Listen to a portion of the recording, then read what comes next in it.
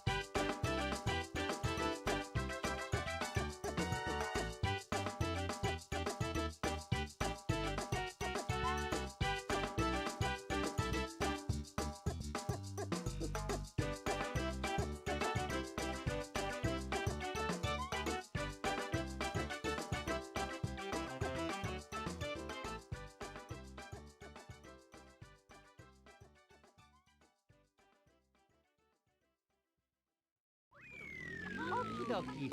Mario, get you next time.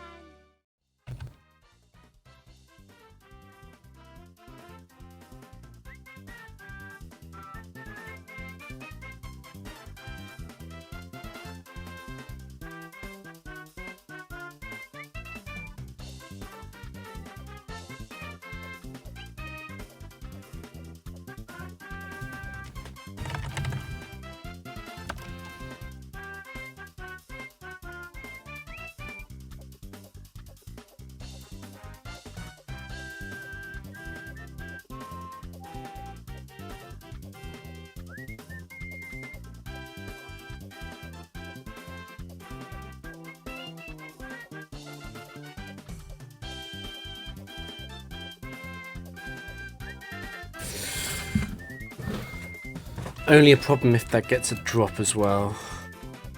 Okay.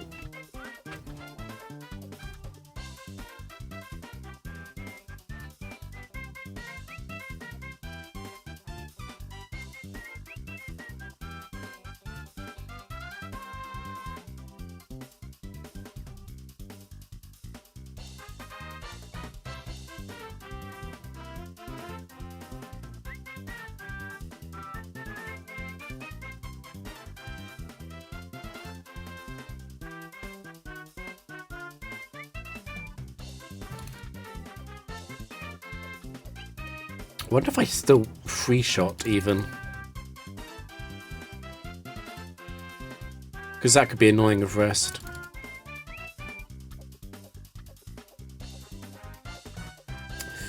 Ugh.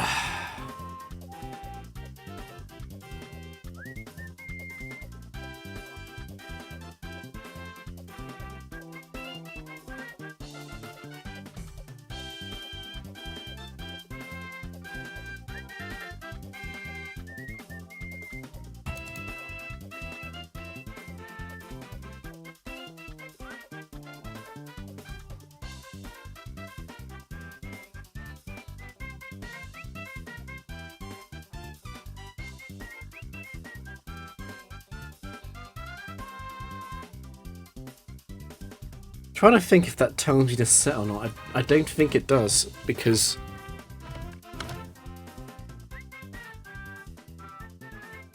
it does have a chance of out-damaging itself on Shadow Sneak compared to Gunk Shot.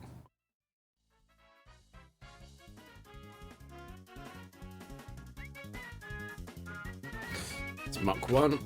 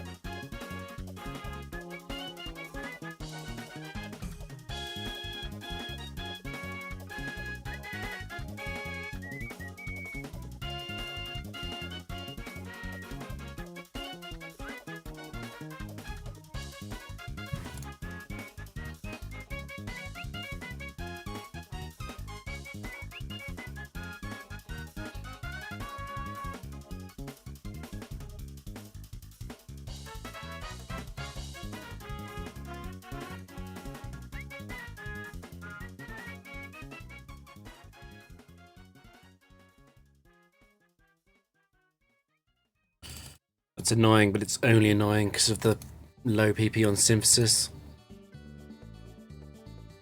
Actually, could it be? I mean, what's... There's no actual chance of me losing this, I guess.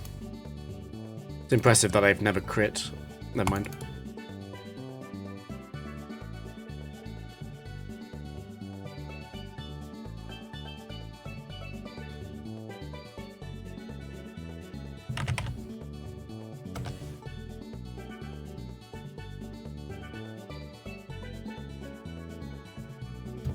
Please KO me.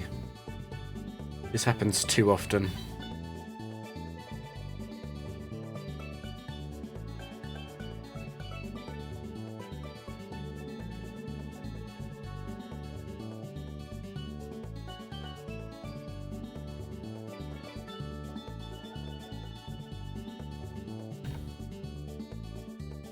I can't imagine this team ever being played a lot faster than what I'm playing it now.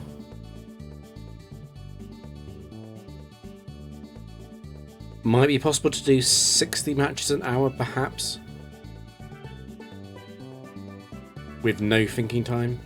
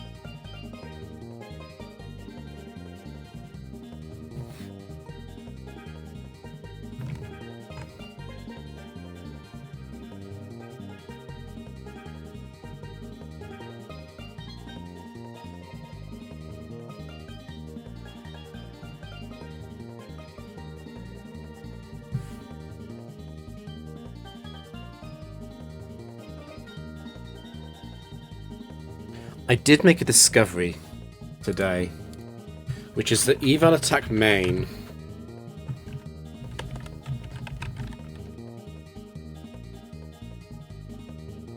eval attack main has AI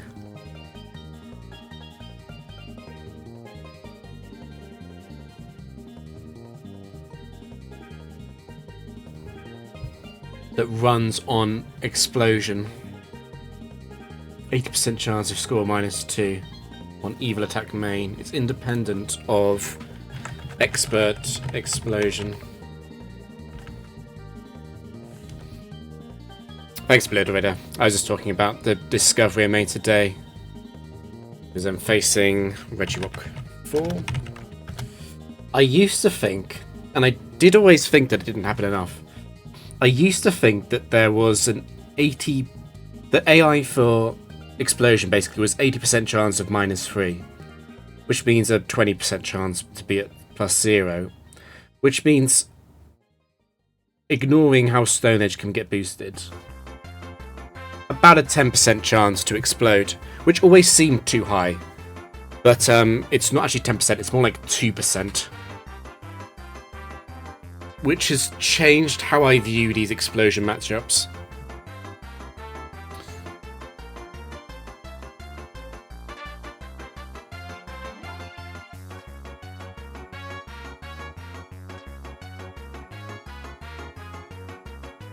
Having said that, I still don't want to switch to Drapion right now, or Latias.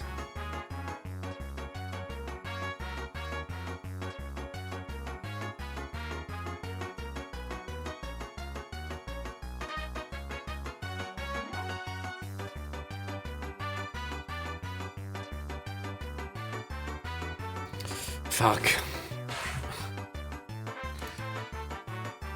Please don't 2% explode.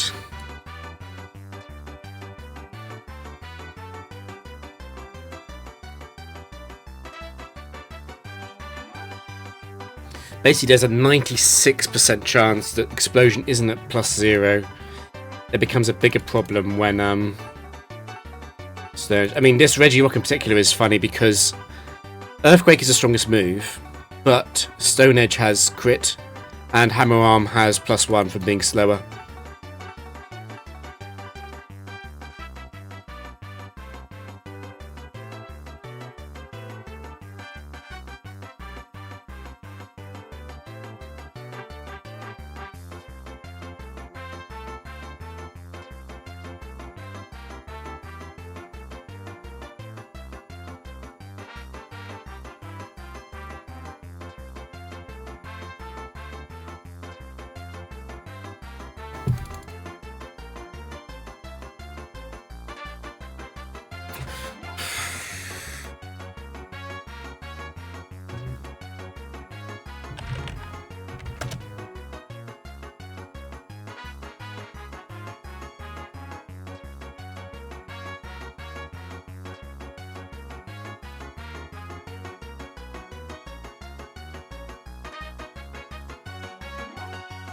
Can you imagine if I lost while the Baby Park music was playing, and that had to go in the that had to go in the YouTube video?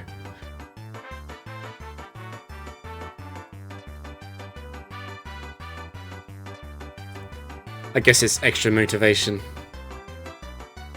Try and lose only if a cool song is playing.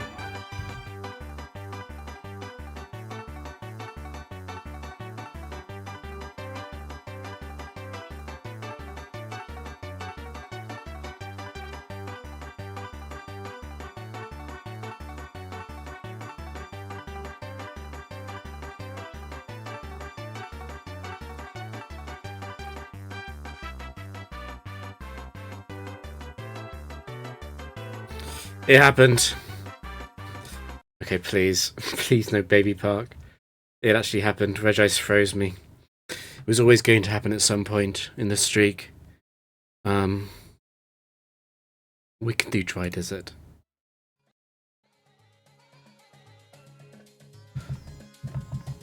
It's extremely scary because I don't get to Memento unless I wake up unless I unfreeze right now.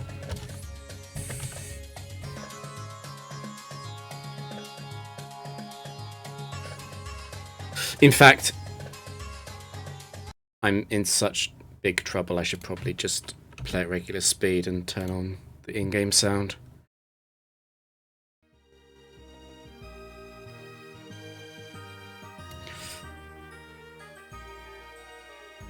Right, it did 75 damage with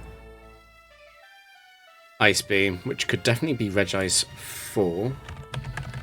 There's also Regice 3 and Regice 1. The thing about Regice 3 is that I don't think it can ever do 75 damage.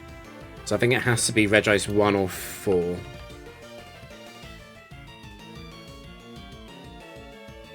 me just put this as Bubble Saw for a second.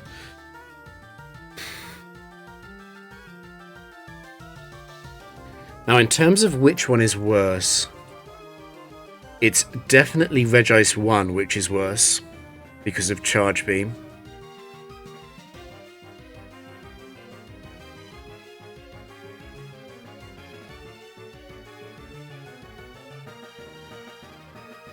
The best thing I can do is Memento.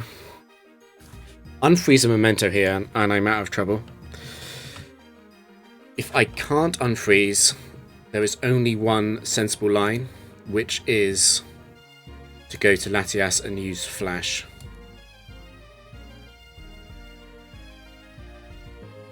And then basically pray that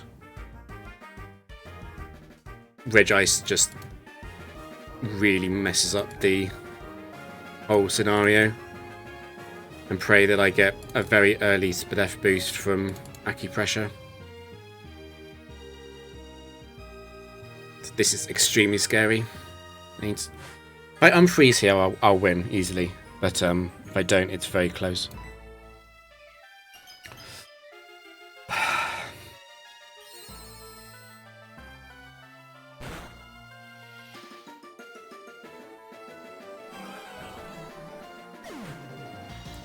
Although Regice 1 is the worst,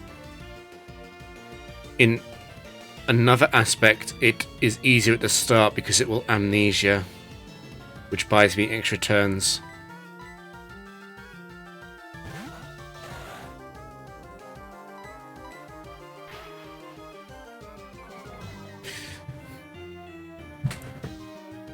Okay, that's a really good miss. The way that this works is it can snowball quite easily.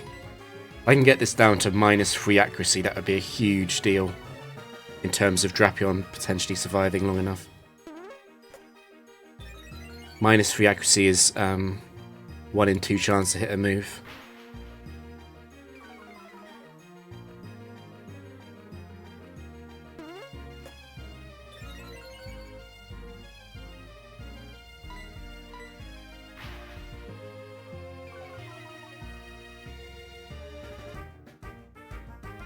It is obviously Regice 1.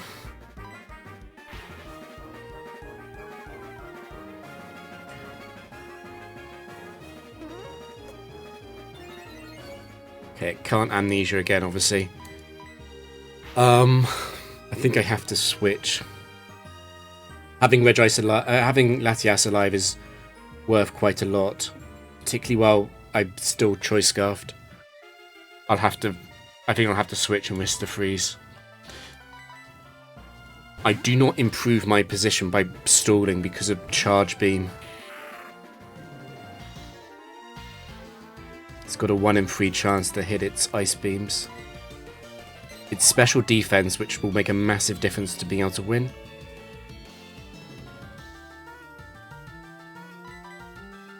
Yes, one other aspect is that the fact it's at +6 special defense also means that I kill it very slowly even after my boosts.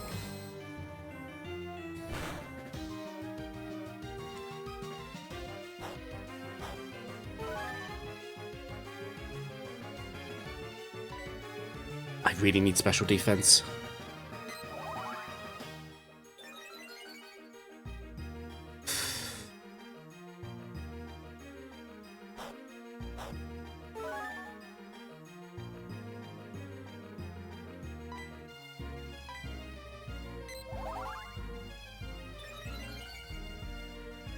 Okay. Not fully clear yet. Signal beam, confuse, charge beam, special attack boost.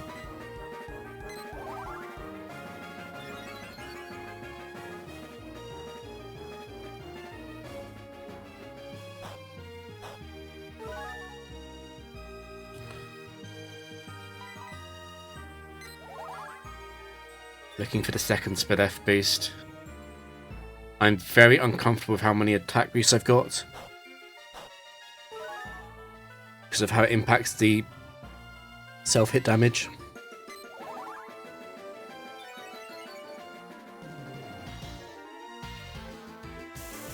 Please no boost.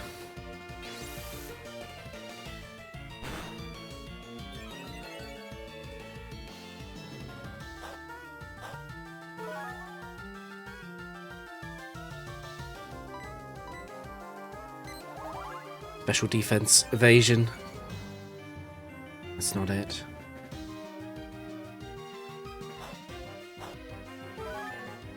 I hate relying on accuracy like this.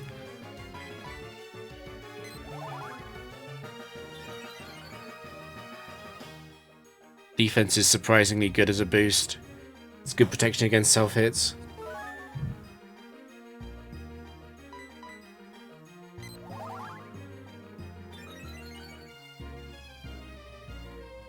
Hey Diana. I'm at +4. I mean, even at +6, I'm barely going to be doing like 12% against a +6 Regice. It'll be a 8 or 9 hit KO. There's a special defense boost. I'm probably safe now. There's a McDonald's Happy Meal.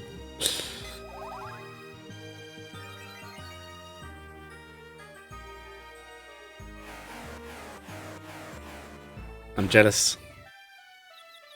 Oh.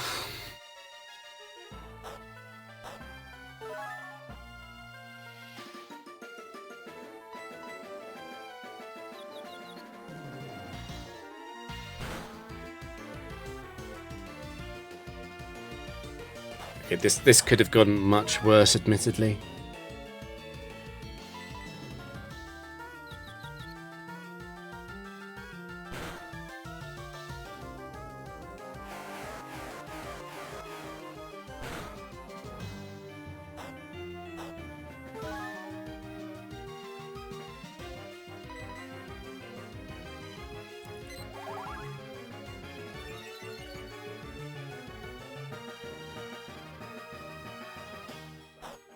To be honest, if I get the final special attack boost, I should probably just substitute and start attacking.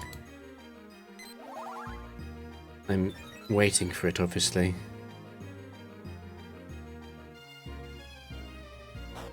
I'm not actually in a bad position anymore.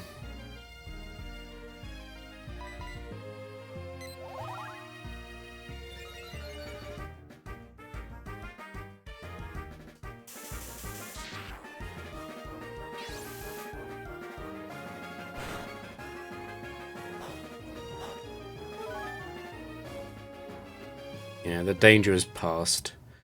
Danger has passed. Back to Mario Kart.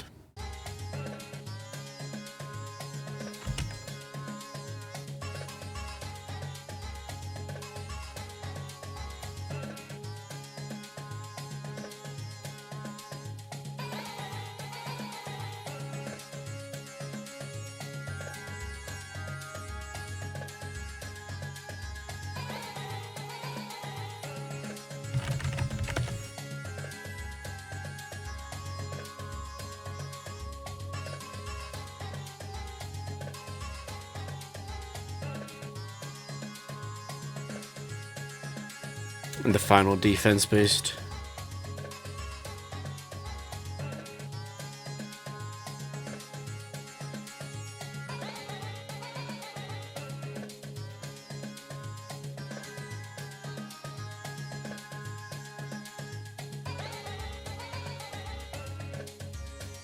Terrifying trainer, terrifying battle.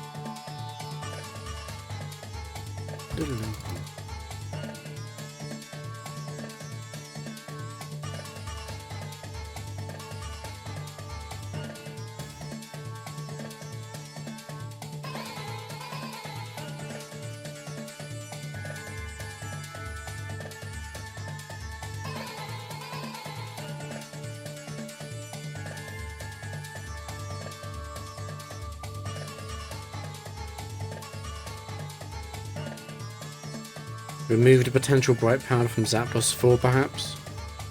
Also got to think about Zapdos. It's his chance of U-turning.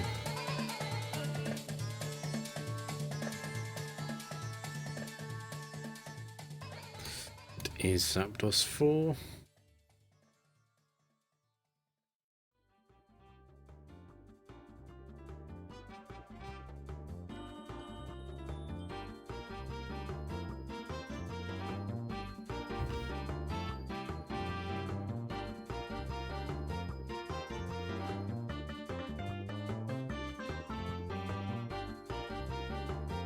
I can't think of what you mean.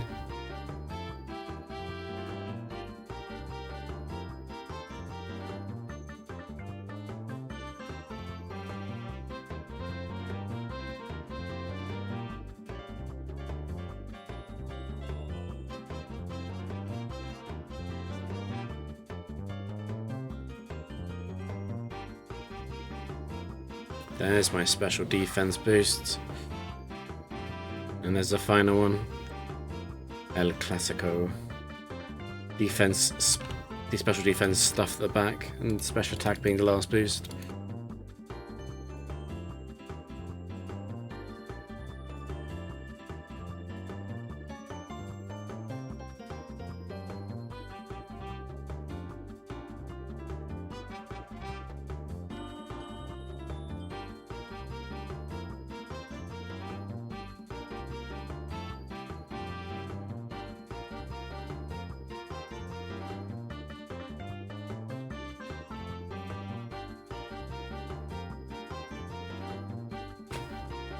You're going to just sit on that, aren't you? At least I know you're not Guts.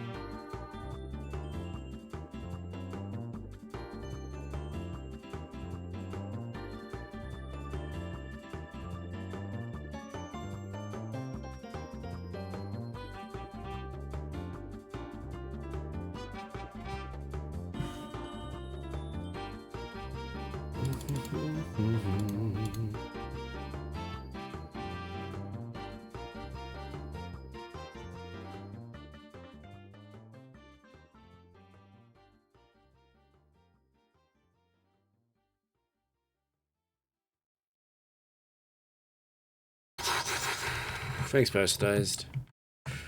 We had a extremely close game a bit earlier. Regice froze me on turn 1. That was scary. So Regice froze me before I could memento it. Luckily, the thing is, I say it's scary, but it's like Jumpman's team. Against Ice Beam leads, it also just uses Flash and then tries to set up Drapion. Like that's just how it plays it. It's almost like it's a regular game for that team.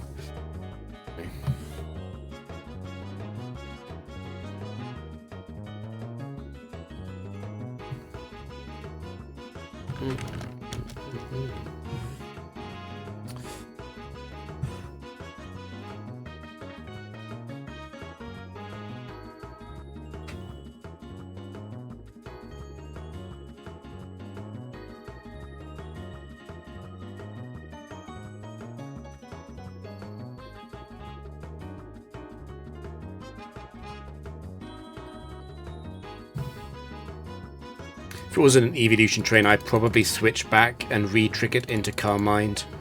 But I know that evolution trainers can't beat me after the defense boosts.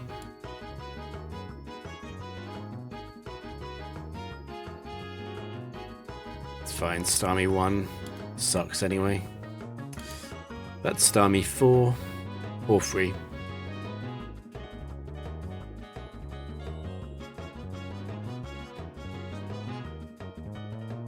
Double Surf suggests Starmie 4.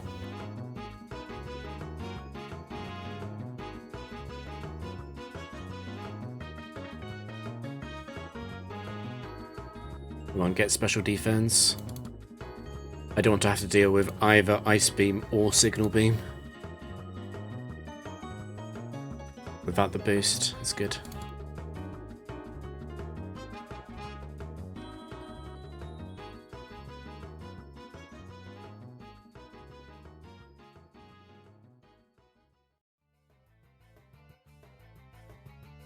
I want the last evasion boosts, both of them. That's good enough.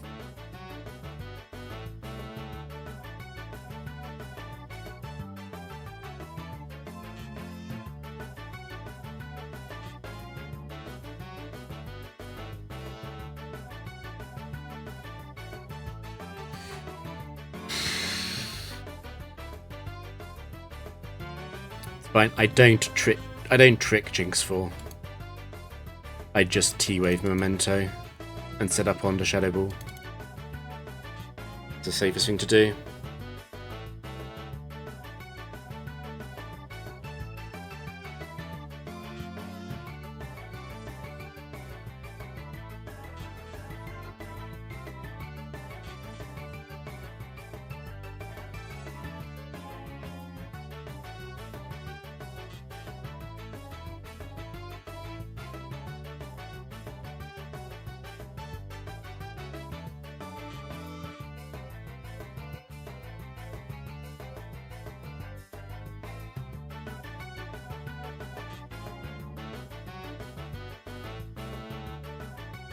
Taurus 4 again.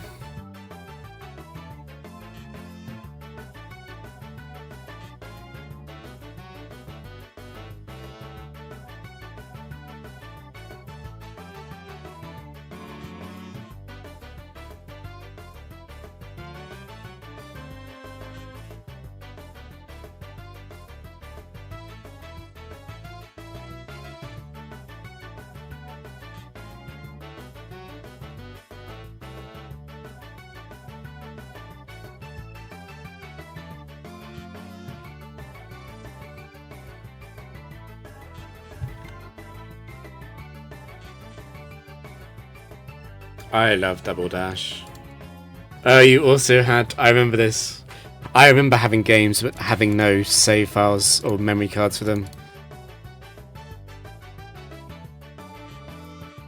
I remember that a lot.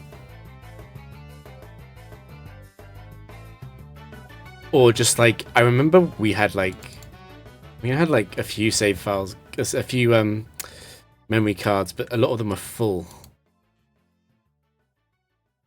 And I'd end up playing the start of a lot of games as well.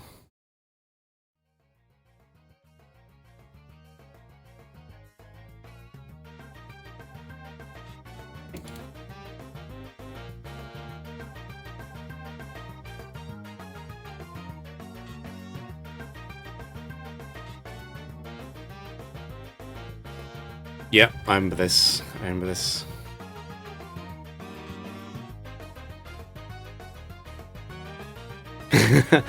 I said short stream, but then I realised I kind of want to get to 1400. So we probably are going to 1400 because it's such a big target. But yeah, Parasitize, earlier I said, and I think I stand by this, I think zero thinking time this team could probably do 50, 60 games an hour. I don't think it could go any faster than that. I think that's the limit. Also, one second, I'm actually going to read your DM because I'm only half paying attention.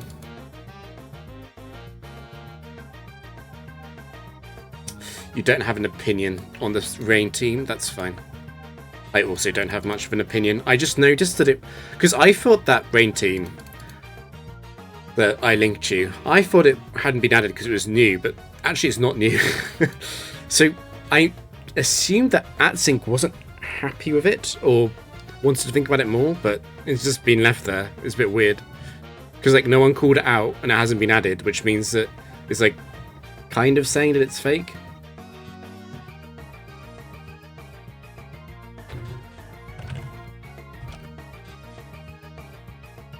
Do I want to get rid of guts? Is that more important than memento? Because if it's paralyzed and at -4 with guts, it kind of can't win. I think I don't actually get rid of guts.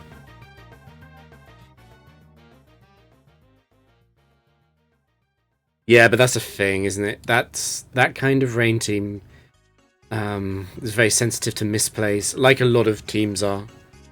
A lot of double teams are very, very sensitive to misplays. Right, time to crit Latias. Never mind.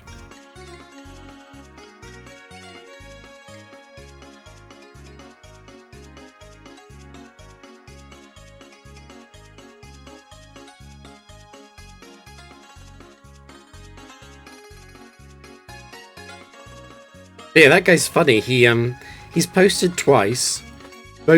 He's posted once in Gen 3 and once in Gen 4. Both times with streaks of basically 800 in doubles with slightly strange teams. The Gen 4 team is less strange because Focus Sass Toxicroak it's not as weird as what he was running in Gen 3 with the double screens. I just found the Gen 3 one a bit weird. I'm talking about the Rain team by that guy, AB, whatever. I'll put it in chat. I'm talking about this team.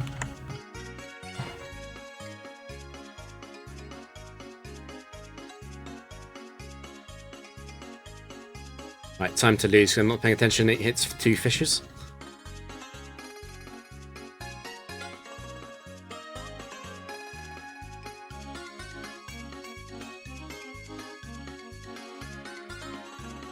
Okay, but the thing about that team is his Gen 3 team is weird because I think people... This happens a lot. I talk about this actually in the factory video that is totally coming out soon, Copium. Totally coming out soon. Reflect and Light Screen seem like good ideas in doubles. And if you're playing like a VGC or something and you only want to go like an 80% win rate, like only 80%, they're pretty good.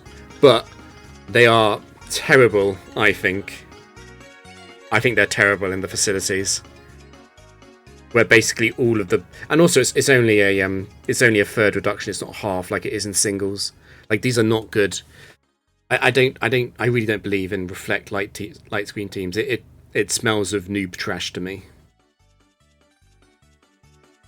But the problem is if you're not a noob to doubles, but you are a noob to the facility, it's the kind of thing you might do, and then you might still be a good player, maybe. I'm suspicious of it, though. Let's skill swap in case it's Mamoswine free.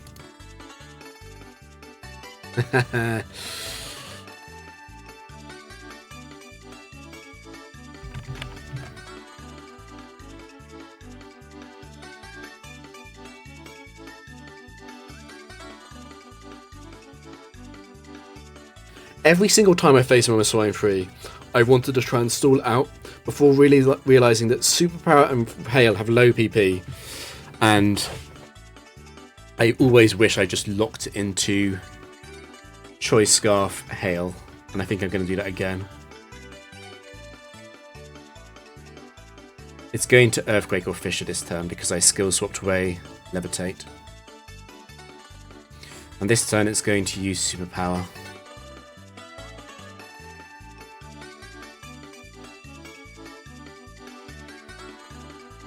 I don't want to waste too much non-superpower PP.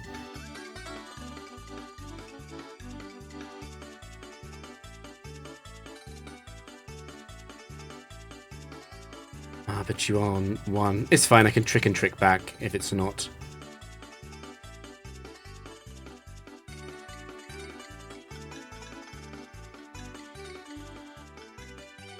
Yeah, it's not a great setup, but I think this is the longest safe setup that is available against Mamoswine 3. It's funny that Mamoswine 3 is also a threat to singles, after it's such a big problem in doubles.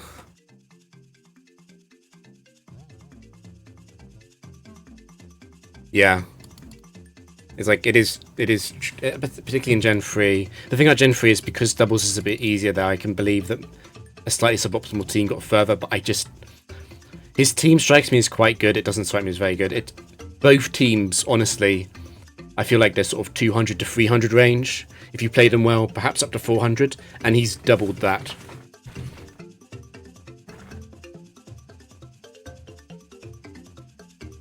And I also feel like this is a bit projecting. I feel like 800 is a long streak. It's a very long streak to get on your first attempt. And if it's not your first attempt, you care quite a lot. And if you care quite a lot, why did you only ever post like twice?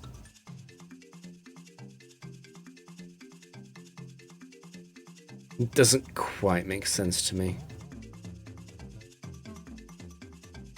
Interesting, Lapras 1. I'm actually in trouble here.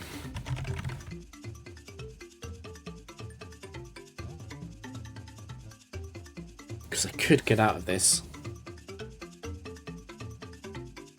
How much HP? Oh, fuck. Latias is already in kill range. And Sash is broken. What's the curse AI again?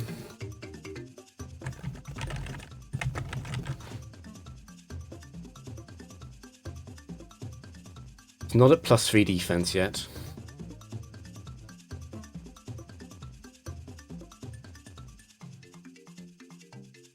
That's kind of shit though. It ends at plus... Once it gets to +3, it just sticks at 0. That's kind of terrible for me. Obviously, Aquatail wins the strongest move. Avalanche is the random 27% chance.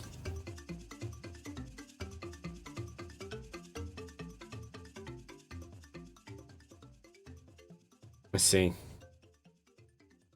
Well, basically, it's really, really likely to use Curse. This is what the doc is saying.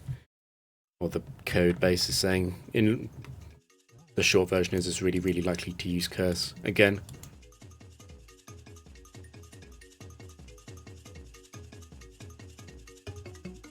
It's guaranteed to use Ice Shard if I go Latias, though.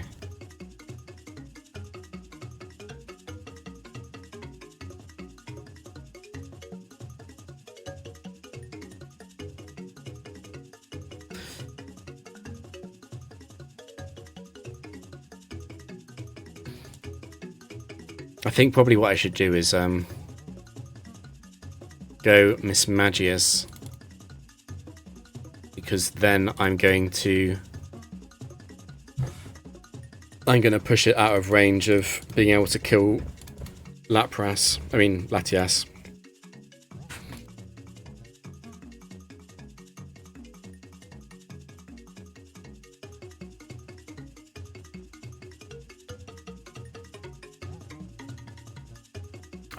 I don't like staying in. I don't like staying in. If I give it too many more curses, it can run away with the game. I think I go to... Very, very likely to curse. I go to Mismagius. If it doesn't curse, it's just going to kill me. That's fine. Not really fine, but I'm just going to pretend it's fine. Go Mismagius on curse. Memento, because it's going to see a kill with Aquatail. And then Latias comes in. It's not going to see a kill with Ice Shard, but it is going to see a kill with Avalanche. And I get the Charm. So I'm going to send it to -2 while it's at +2 defense.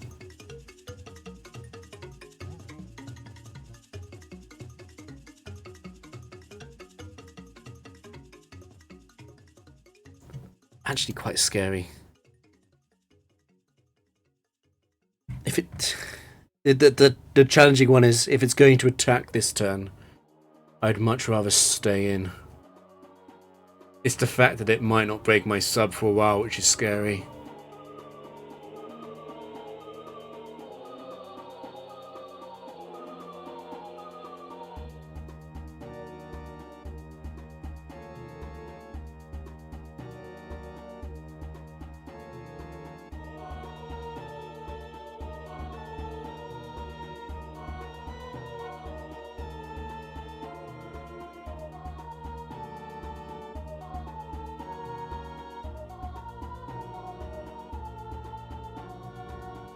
I do 33 to 39 with Dark Pulse.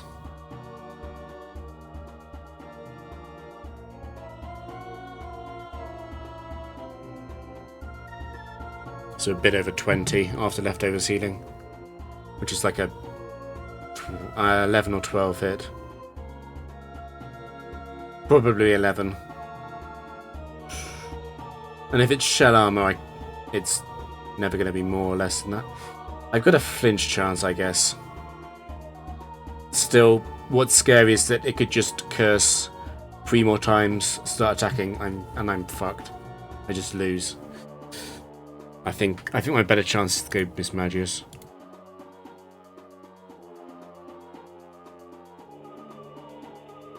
Now you're guaranteed to avalanche.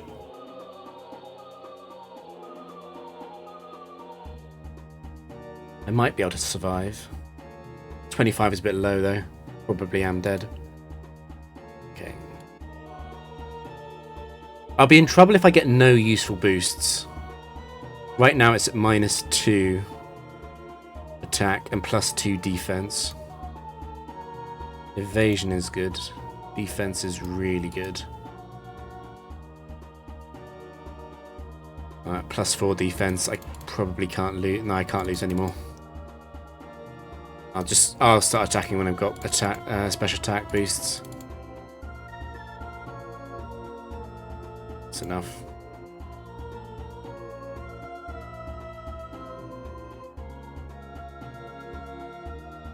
That was clutch as fuck.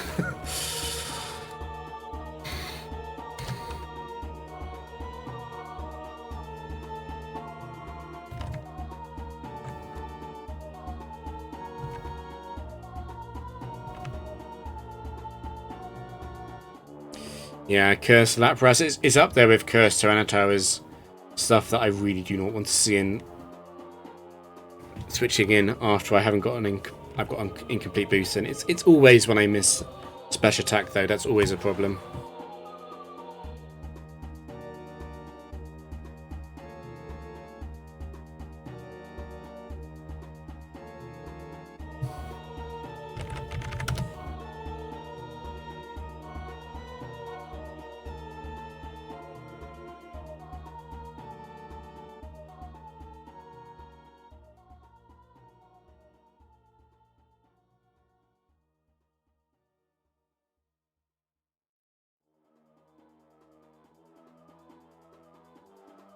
Swordsdance Pincer.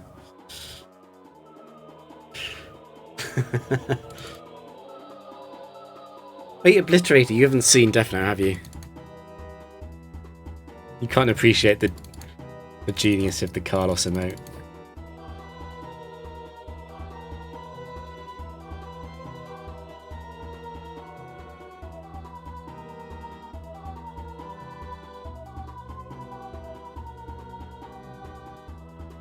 I'm going to be fully honest. Every time I come close to losing, I'm a little bit rooting for it to happen.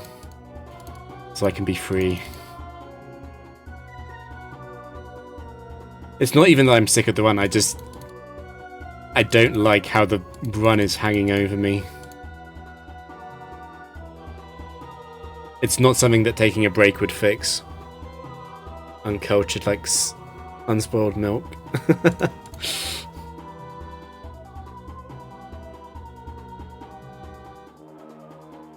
It is like crack though, Death Note. It is a lot of fun. It's a bit ridiculous, but it's iconic. is breeding for? I'm gonna stay in for a turn or two and burn sleep. That's actually perfect that I didn't wake up. I'm guaranteed to wake up next turn.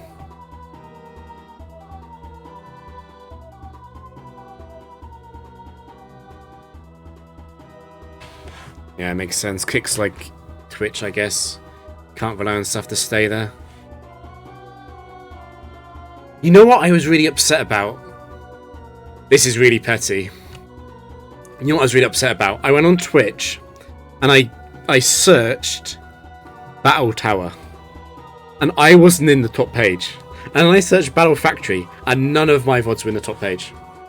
And I was actually upset. Everyone else was there except for me. I was like, bruh.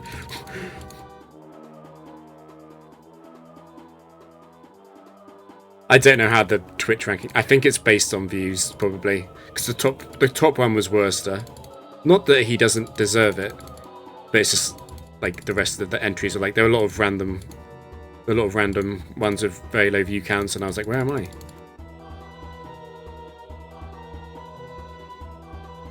But I bet it's the same on YouTube. If you search Battle Frontier, you get like John Stone's or whatever his name is video coming up. I've heard a lot of good things about Death Note, actually. Yeah, I've never met anyone who watched the first 2 episodes of Death Note and didn't immediately binge it. I know some people who watched like the first episode and were like, nah.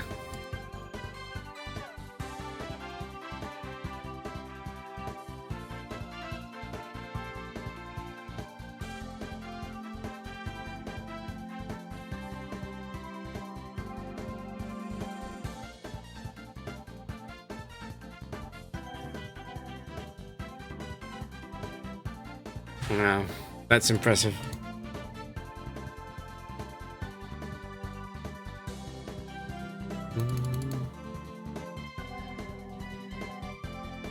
There's so much anime shit I have to catch up on. I'm so far behind.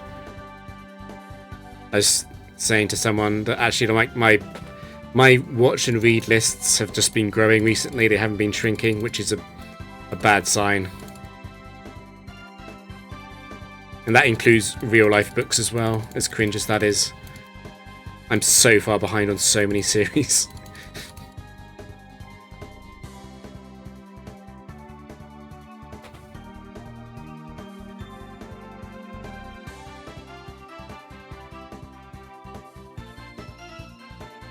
But yeah, what's difficult is I have this in so many shows and books where I'm like, it's like a book series of like 7 and I'm on like book 3 and no one else is. Everyone else online has read the whole thing or they haven't read it.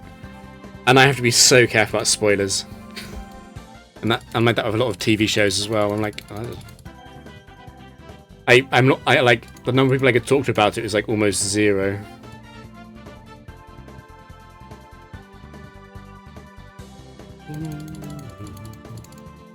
Look at that immediate special defense, what the goat Drapion is. Yeah, Death Note is the anime. If you're only ever going to watch one anime, watch Death Note, I think. Because it's not like the other anime.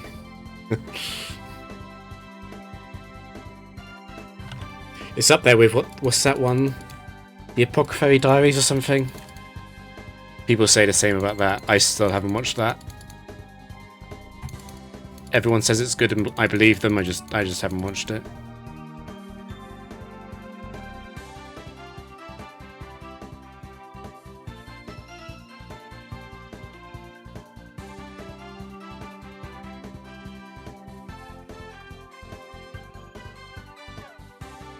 I have.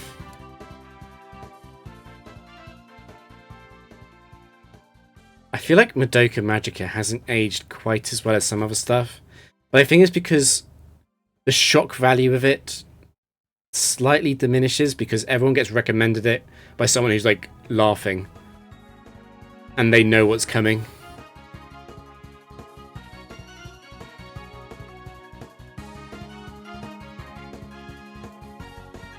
Wait, I swear I just faced Starmie. Am I going insane? This is different though, this is definitely Starmie free. Not like the other Starmie.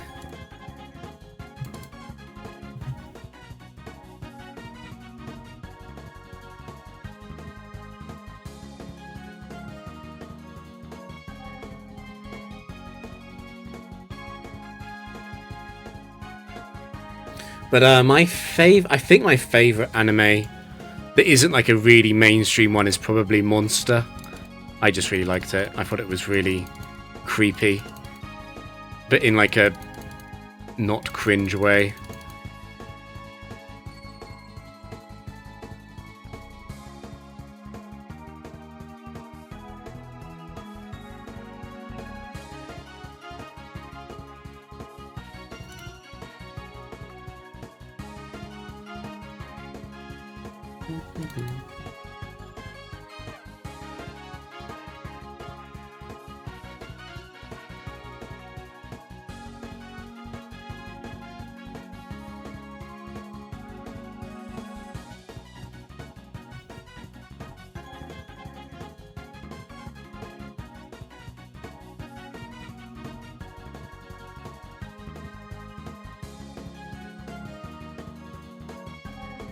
But yeah, anime is difficult because a lot of anime isn't really accessible to people who aren't used to it. And I must say, pretty much all of my favorite anime are the parody anime. But they're parodies in a way that is like, it's only funny if you've watched like 20 anime. Which most people have not. And it's not entry-level stuff.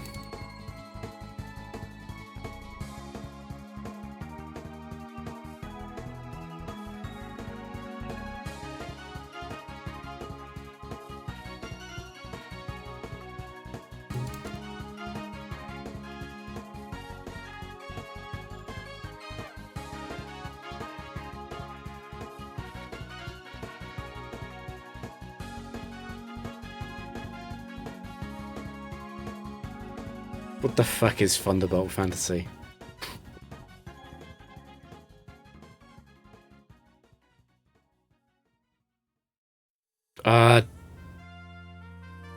Do I remove potential Serene Grace? Probably not. It probably just still just Memento.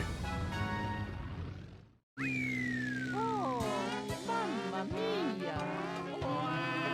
Oh well, next time.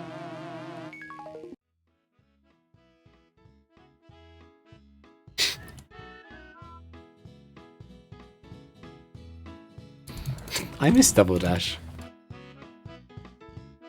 You know what's sad is that the new Mario Kart, it's not a Double Dash remake. It's still only 2 people. There's no double cars. It's just one person in the car. It's very sad.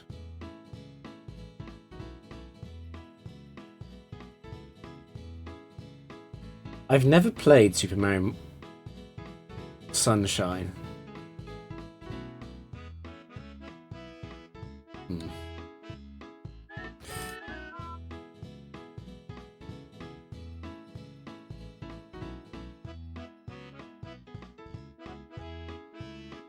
Very rare set of 7 games where there was no close game.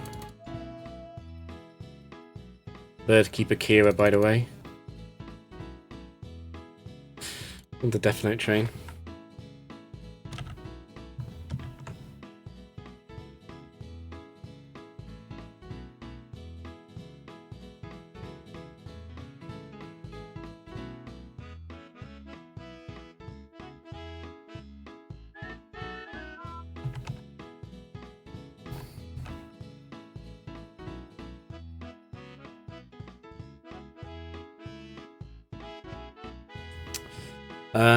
You're set free, aren't you?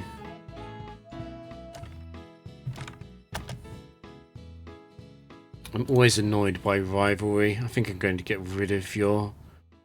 Well, no, I can't. Actually, I can't risk being frozen, can I? And you're not guaranteed to... No. You're not guaranteed to actually switch to Flamethrower.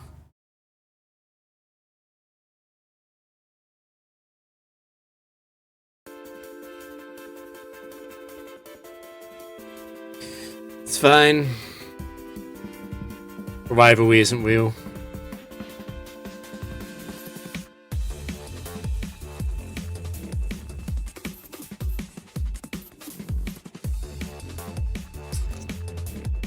I'll waste one earth power.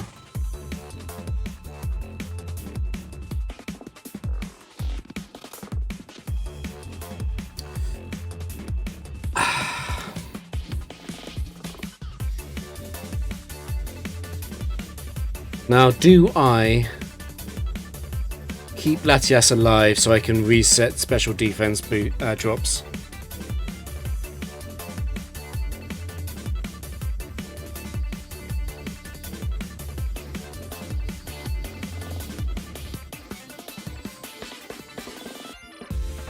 Switching risks being frozen.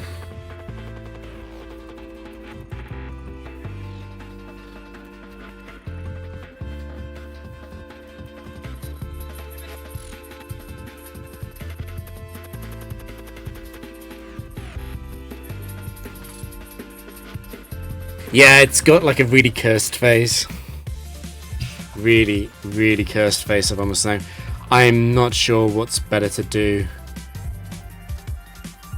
I can be punished for sacking Latias. I can also be punished for switching now. Mind you, if Ice Beam does freeze, I would totally just stall out all the Earth Power PP, probably. Could I even do that? It's likely to miss. I hate relying on accuracy, though.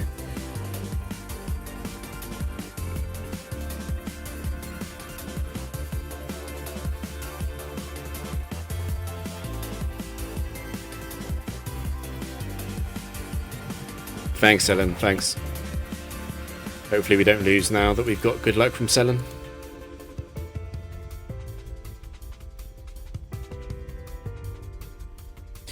My concern is definitely going to be Earth Power drops. Earth Power drops are very likely to happen, unlike Ice Beam, which can only be punished if it happens once, and even then I'll just go for the Earth Power stall plan.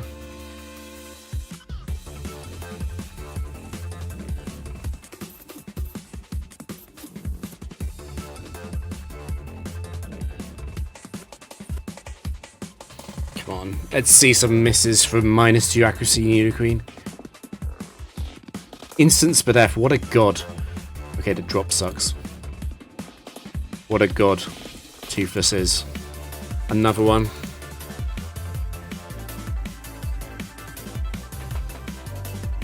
Apparently your luck is really good luck.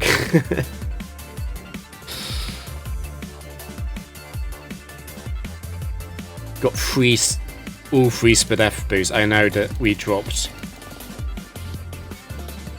but all 3 Spadef boosts in the first 10 is insane. Particularly when it was this important for it to go well.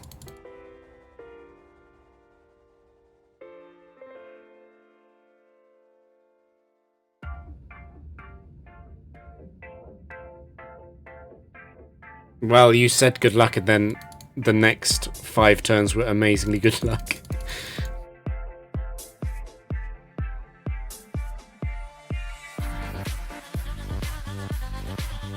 I've been punished for T-waving Glaceon 2 before.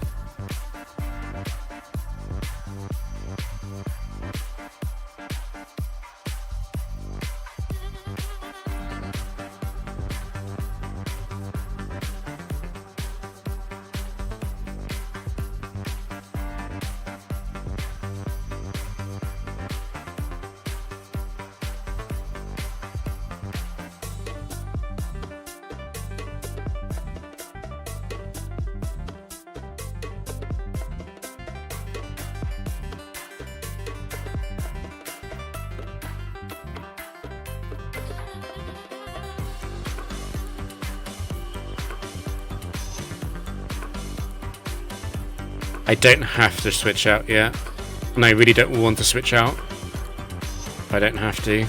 The attack boost is very annoying.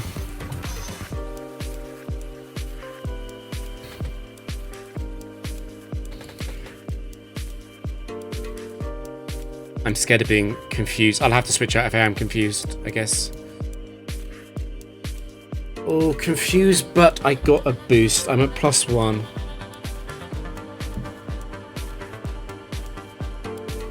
Still, I have no protection from self-hitting 3 times. Okay.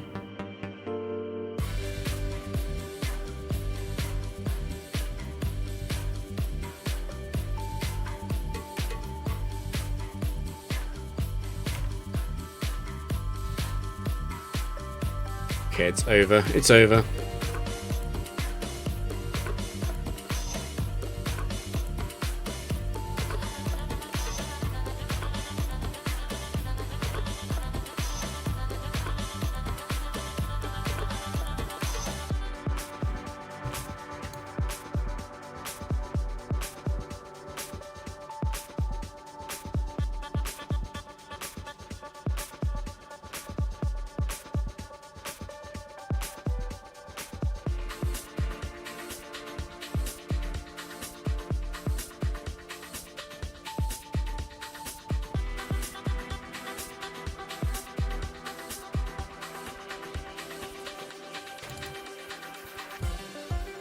It's Magnezone free,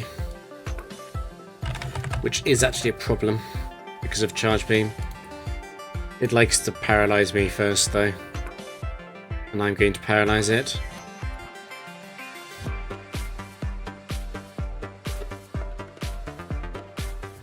I really didn't want it to do that, but I can still probably catch it on Trick T-Wave. Yeah.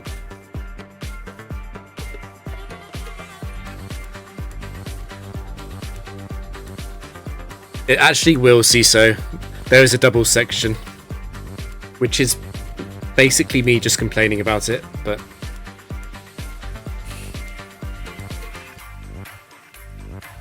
the double section is like everyone sucks at doubles, so there isn't much advice to give, but here's some advice.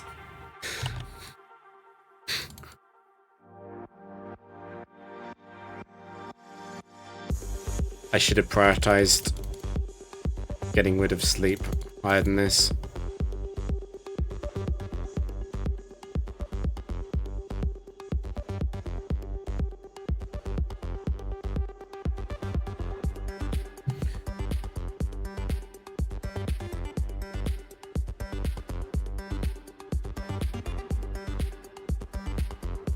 Freaking Rhydon too.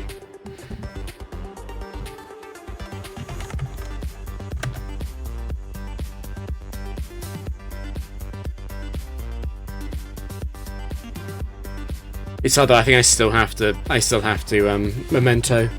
I can't risk switching into Ice Punch Freeze.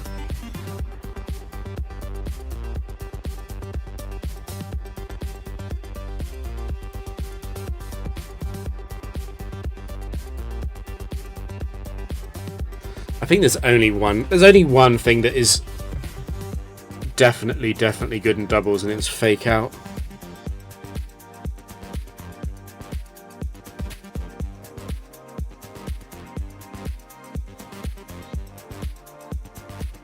Freeze me. The instant defense. Into evasion. Toothless knows how to play the game. Is Toothless sentient? There is some serious doubles advice in there.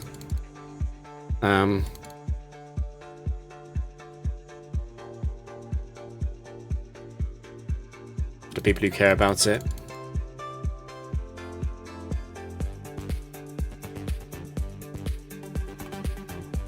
It's mostly talking about AI abuse. How you can AI abuse in doubles, what makes Pokemon good or bad in doubles.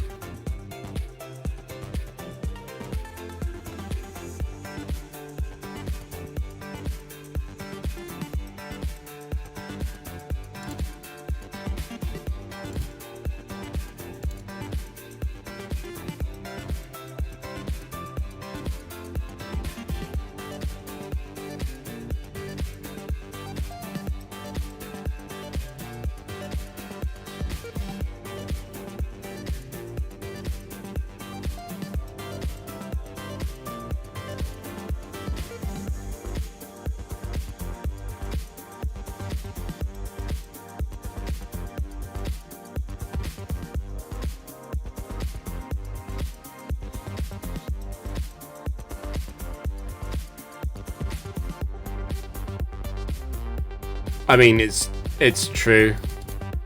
I don't think anyone likes playing factory doubles. It's just a bit shit, unfortunately.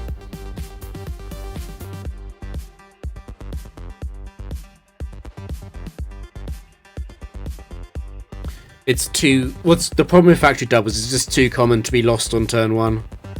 Everyone complains about factory singles, but the factory singles complaints actually apply to factory doubles. Whereas like you have a loss, it's like, oh, what could I have done? And it's like answers like probably nothing.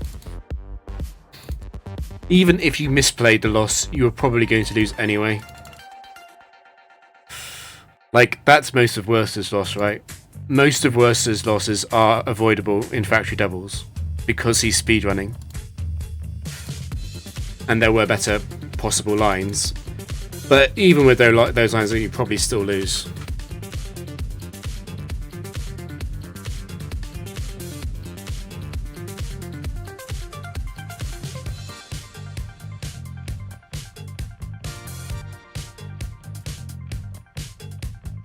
I think multis. I think multis might be able to do a 100 win streak because it's 4v4. I can see that being possible.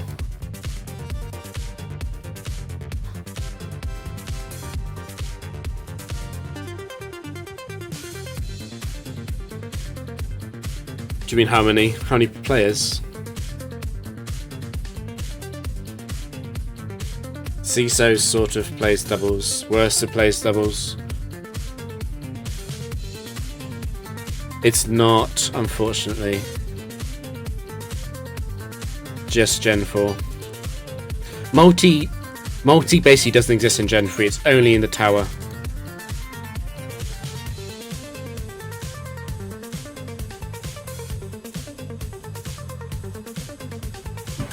To be honest, I am actually looking forward to playing stuff like multis, arcade. Like, can you imagine like 4v4 doubles and the opponent doesn't have items? That sounds that actually sounds quite fun. To be honest, I really enjoyed arcade doubles anyway.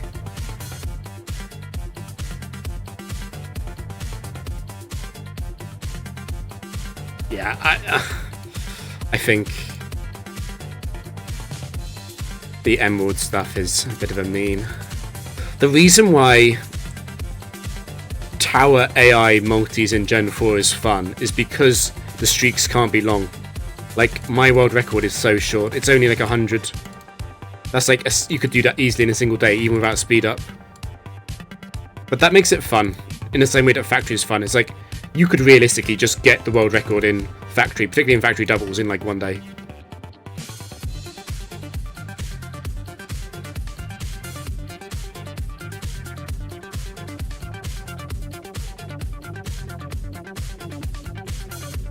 Where's frickin' Tower? I think with speed up, the most games you could do in Tower per day without going insane is probably about 200 to 300. So it's still like a week and a half.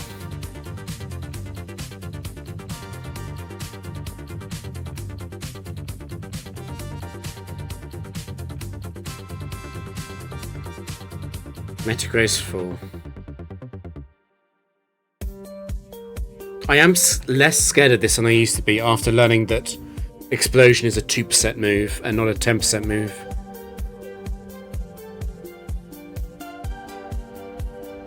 Still, there is a legitimate question about whether or not I should Memento here or T-Wave.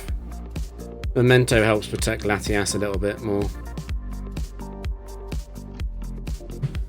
T-Wave is to assist Drapion. Memento is to assist Latias. I think it probably is just Memento.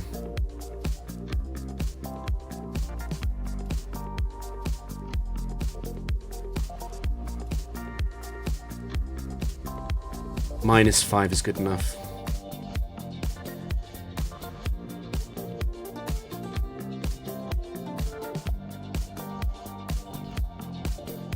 get defense so my blood pressure can go down.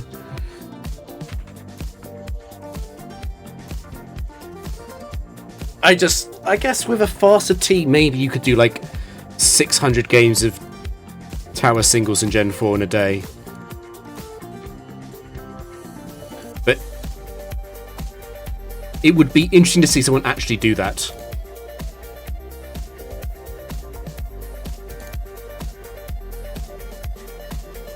Without misplaying badly, or without the team being shit.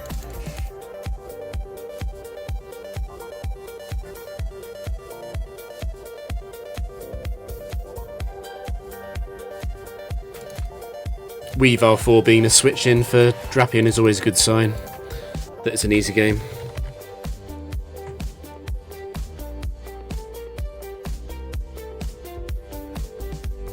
I think Factory Tower could be fun. Unfortunately, it has a significant overlap with Good Stuff Tower, which is, and I've said this before, everyone who thinks that Tower would be more fun with a team like Garchomp, Starmie, Sizzle, they haven't played much Tower. I always know it. Because that team is interesting for about 200 games before you realise that certain ways it's played out are extremely similar.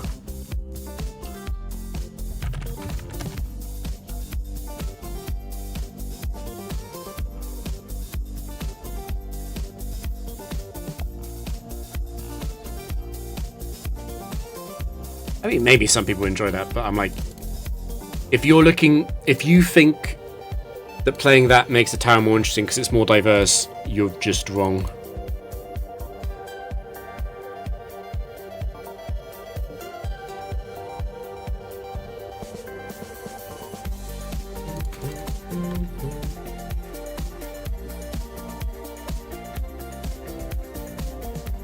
If you want to put yourself in weird positions, you need to play a team that isn't based on trying to... If the team's optimal move is just to attack, you're going to get very bored of it very quickly.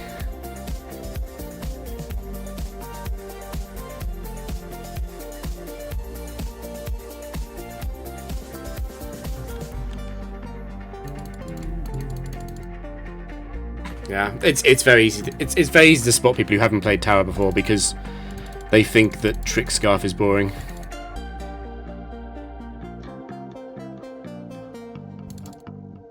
I think it's valid to say that Tower is boring, but if Tower is boring, it's not because of Trick Scarf.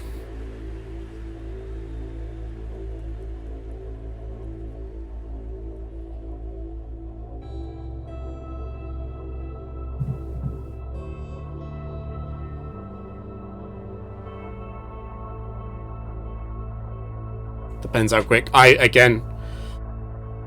I would love to see someone play Starmie, Garchomp, Sizzle actually optimally in a fast way, because everyone I've ever seen touch a team like that has horrendously misplayed it.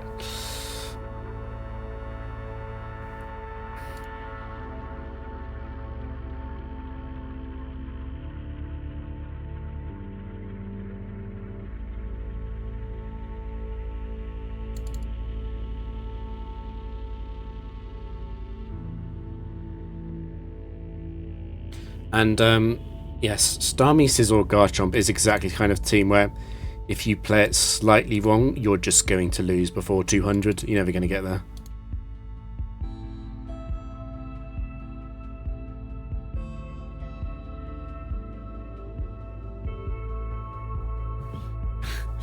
Yes, Ranbats.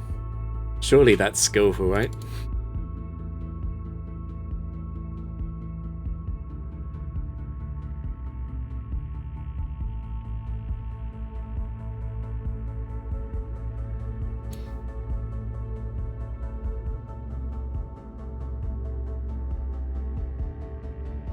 I mean, if I wanted to be mean, for a very long time, Smoke on OU has basically been the factory. The number of teams that are copy-pasted from... the number of teams that are copy-pasted from other players. Like, what percentage of the ladder is that?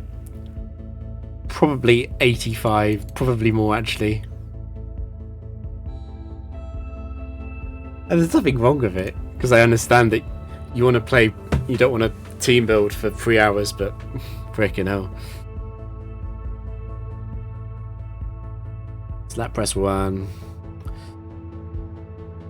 There's an argument that I should never try and set up directly on lap press 1, I should always trick it.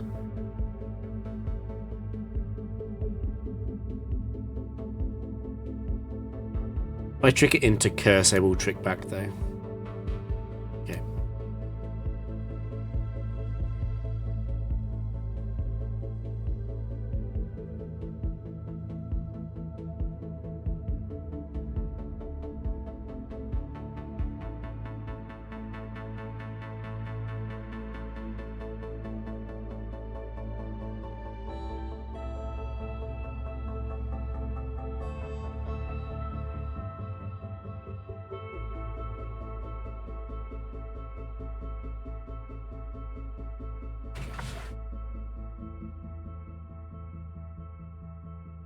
The problem with Rambats is that if your opponent has a thinking brain and understands the basics of win conditions, you can be lost. Even if you aren't aware of it, you can just be lost from the start.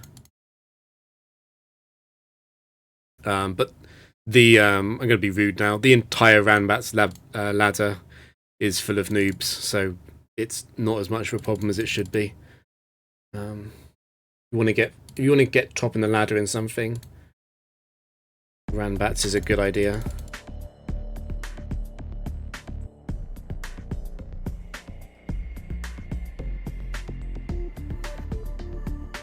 That's yeah, obviously like a lot of games, top level Pokemon isn't played at the top of the ladder, it's played at tournaments. Like if you want to see what the top of the PvP meta looks like when people really care, it's always SPL and shit. It's never what people jam on a ladder. Like ladder's the place you go to test teams.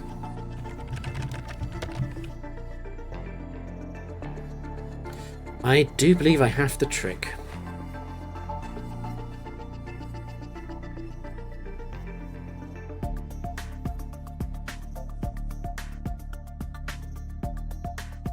At least you were guaranteed not the Carminder.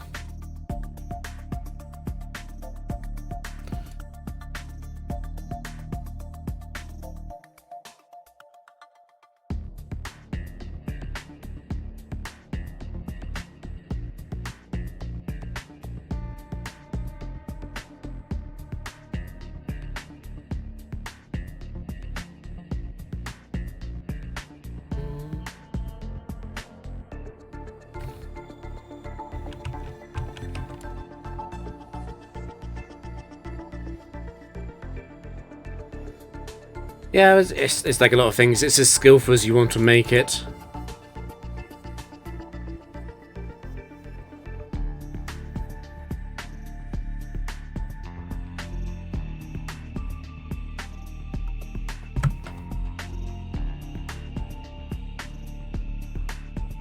This has happened before. Is it interesting dilemma? I do think I don't have time to remove Serene Grace though.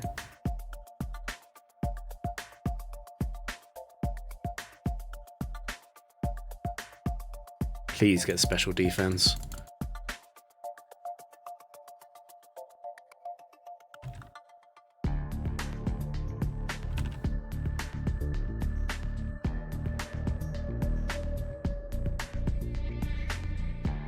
It's like a lot of if you want to go sweaty in a game, in most games is very easy. The game I most recently was laddering in, I'm not even going to say seriously, just playing, was Hearthstone. And Hearthstone is... the TLDR of Hearthstone is that apparently it's got millions of players, but if you've got a working brain, you're guaranteed to be in the top 1k. And if you're like decent at the game, you're top 200. Like, they're about... of course there are different servers, but in the world there's probably about 600 decent players. And then the top of the top of those Packer. They're a lot better than the others. But this is interesting because like 99.9% of the ladder is people playing terribly and not realizing it.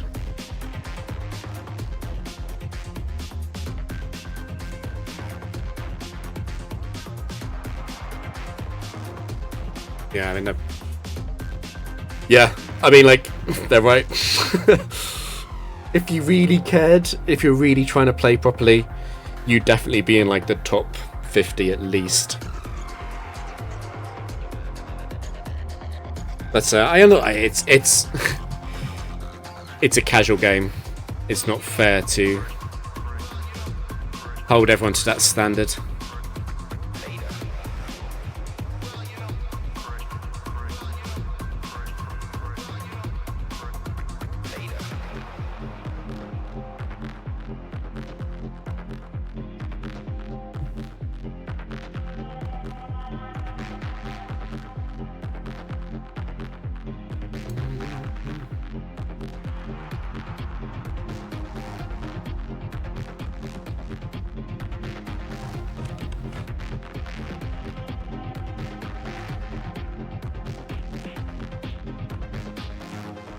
I mean, Mario Kart's the same.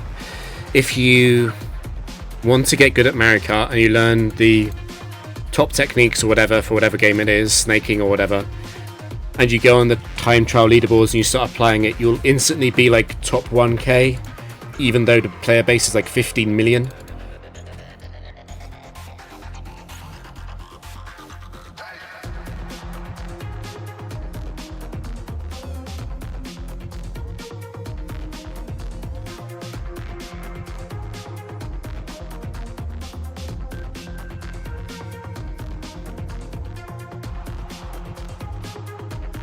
I mean, that was funny actually. The recent Machamp ban in Gen 4, in Gen 4 OU, the number of players who tried to qualify and couldn't get Rex because of the gatekeeping, it was so funny. I'm sorry, it was. I shouldn't laugh at people, but people don't understand the gap. They.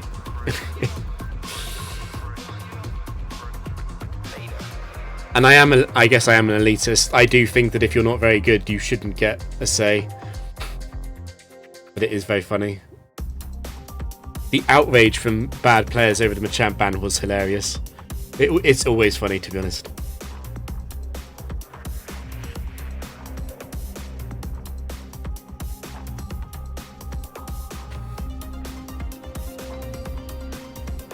Yeah, I understand the problem with Jirachi though.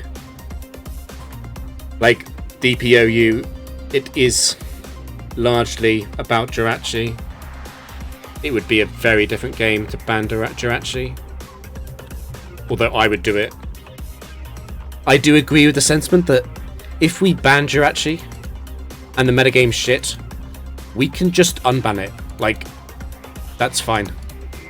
I don't see why that would be embarrassing. It'd be like, oh yeah, we tried it out without Jirachi and everything fell apart and Latias is overpowered, and the Machamp ban is basically because no guard dynamic punch is bullshit. And it's too effective at forcing lucky wins. Is Machamp overpowered? No, but it's just like, if you want the competitive metagame to be about skill, you don't let in double team, you don't let in confuse rate, and therefore you don't let in dynamic punch. A good question is, why not ban dynamic punch? Or why not ban no guard? Which is a really good idea. That's what everyone wanted to do. Every active Gen 4 player wanted to ban dynamic punch or no guard, but the top of the Smogon bureaucracy ladder, the head council, basically said, nope, you can only do simple bans, it's Machamp or nothing. So Machamp got banned.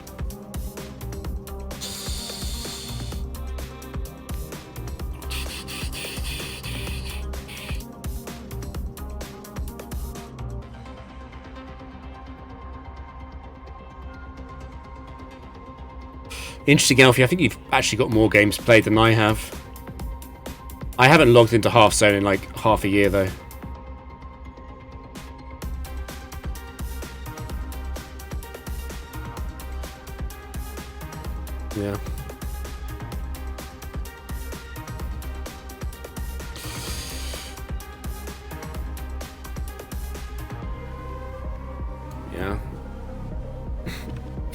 I remember forcing Settlements to get banned. I was completely certain. It's basically immediately as Garchomp got banned, I was on the Settlements should be banned too bandwagon.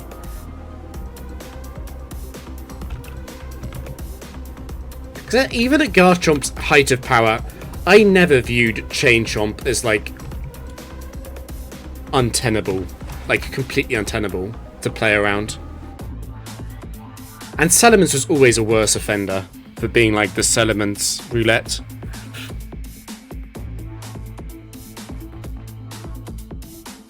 Oh, BG's is a great one though. BG's is the classic, like, it's amazing how badly people play that game.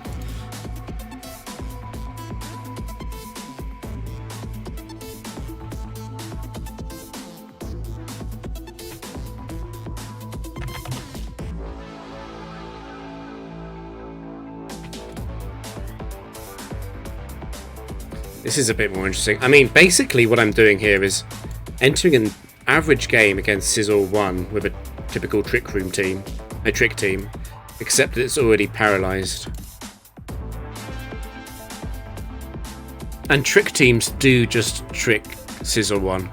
I am aware of that. I need to be a tiny bit careful about counting the boosts. I do not want to get hit by Struggle unless I'm at least +4.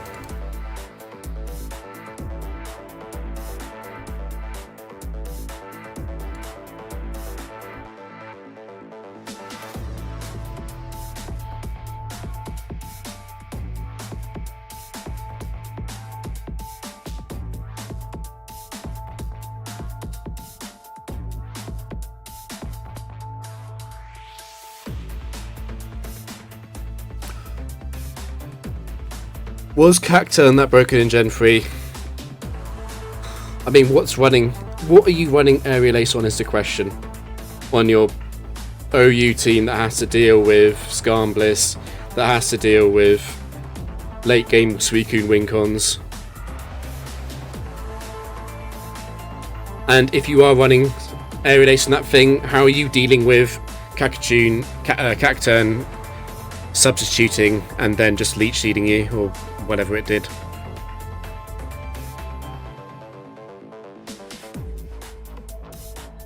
Super JJ is he's so funny.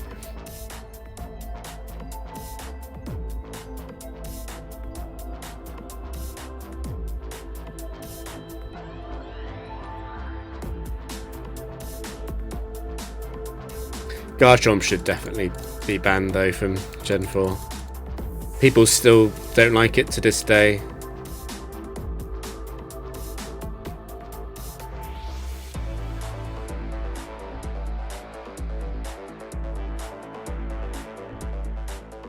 That was a misplay, wasn't it?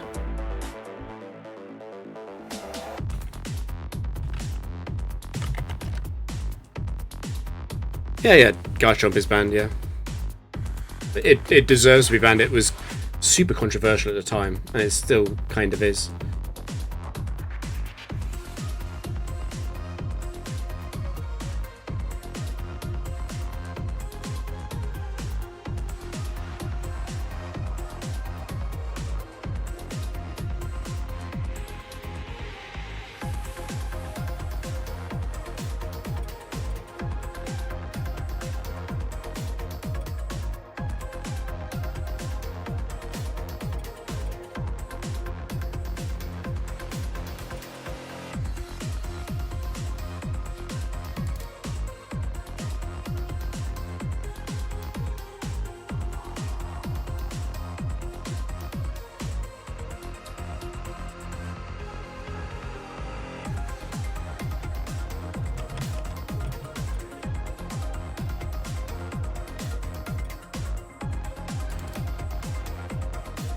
Yeah, the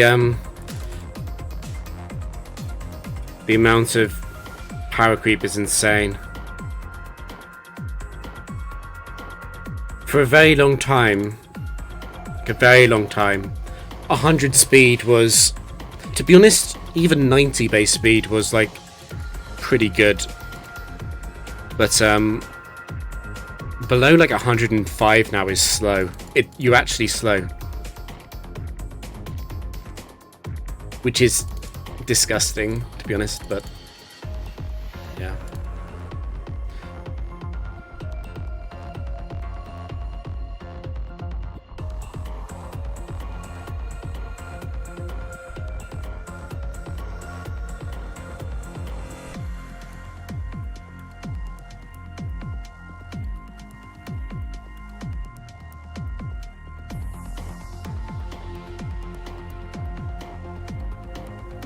People still like putting Scarf on random ones. It's quite funny. Right, this is Lissy 4, right? I did see that.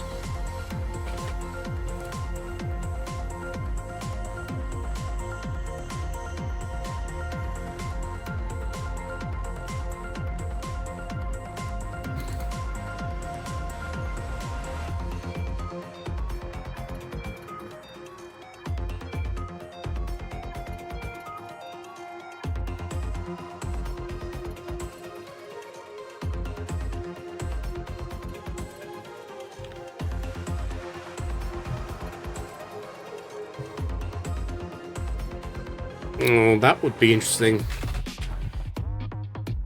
That would probably be spammed ridiculous amounts. Yeah.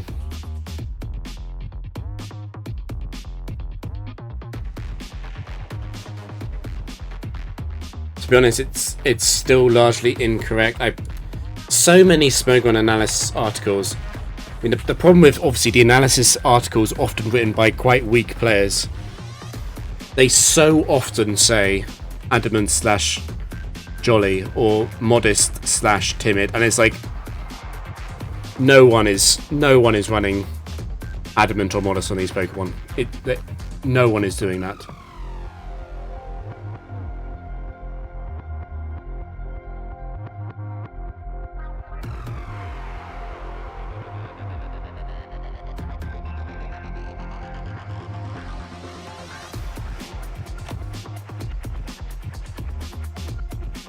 I don't want to shit on the volunteers who do the articles.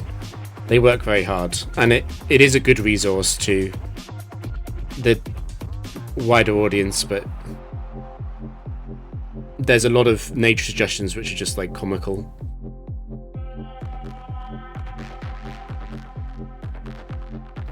There are occasionally some reasons to go like adamant or modest, but particularly once Stealth Rock entered the game and there was so much residual damage and so many teams at the height of every meta, particularly in the early gens, so many teams lean bulky. It's very rare. It's like everyone is playing 1v1. The way people talk about it, you can actually spot it very easily on the forums. If someone's talking about Pokemon as if it's a 1v1 game, you just know that they don't play. Latias 4.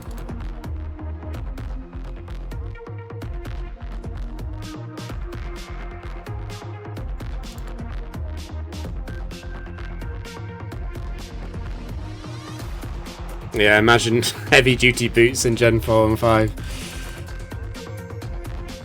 Poor Moltres. Poor Articuno even.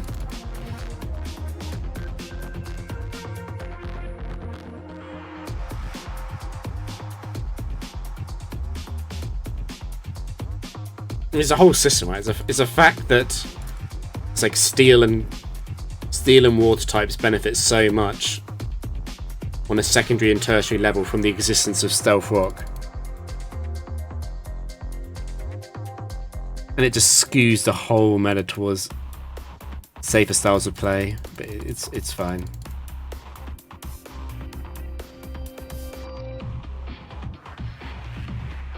Stall is the lesser evil. Besides, the best players in the world are really good with hyper offense anyway.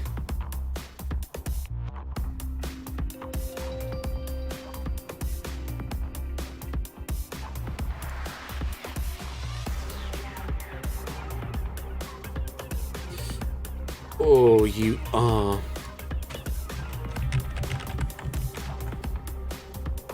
Rare matchup.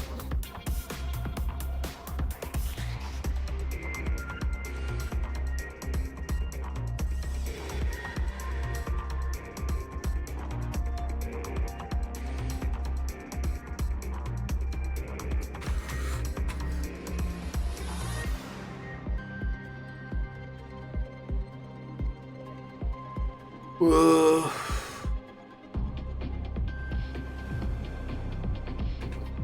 Moltres has 2 bright powder sets.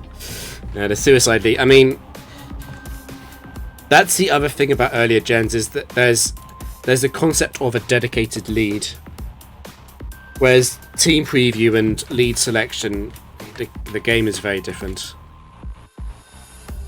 I'm not sure if it's better or worse, to be honest.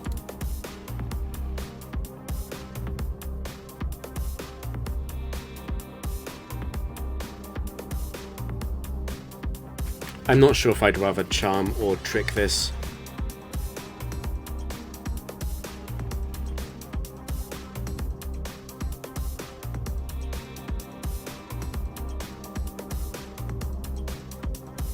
Ooh, the double miss in 3 turns on attack drops. Okay, it's over. I kind of just want to stay in until you're done.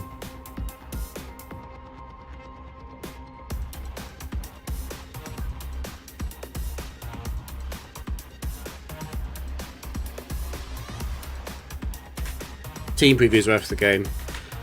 I think team preview is just very different. I don't think it's better or worse. I kind of like that it exists. Pokemon generations exist with and without it.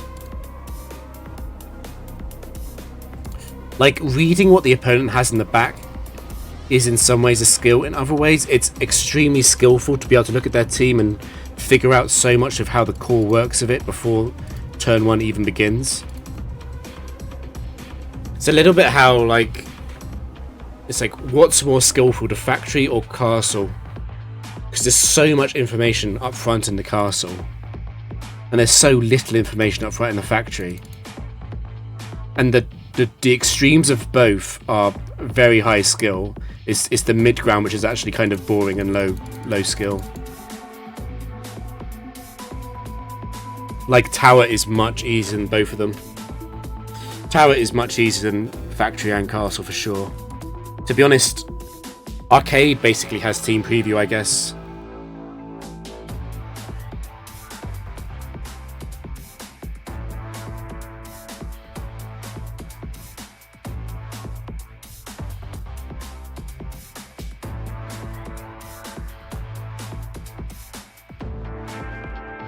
The problem with Dome is that you can put it into the calculator.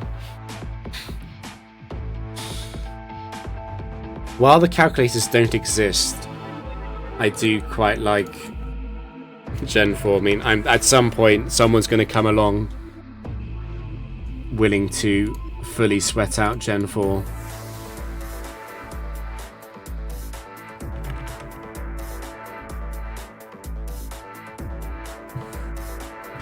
I mean, I'm not sure how interesting Dome is anyway.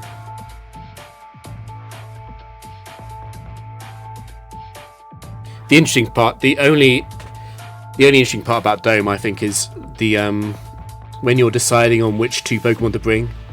That's the highest skill part, for sure.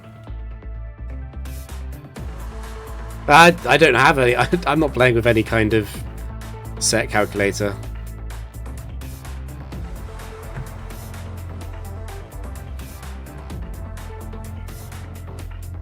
I definitely need to hit Memento or Trick or Charm.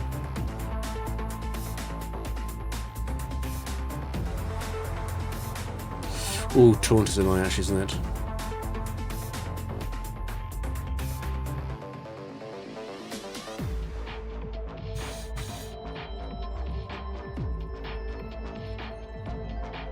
Yeah, you know what the real problem with Dome is that the win streak it reports is 4 times lower than your actual win streak.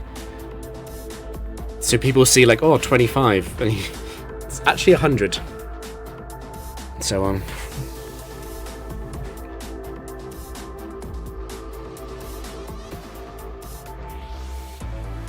If there is a flaw to Dome, it's how disgustingly good stuff is in Dome.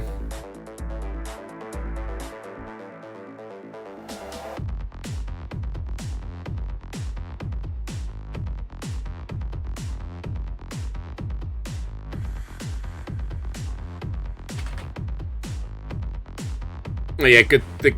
The good stuff team with like Slaking, Natio, Suicune, and so on. They are quite good. It would surprise me, given it's 2v2, that they can do much more than like 150 though.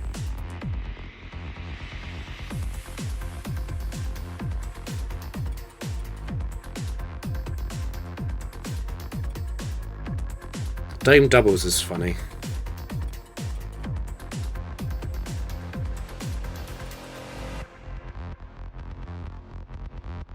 Why didn't you earthquake me?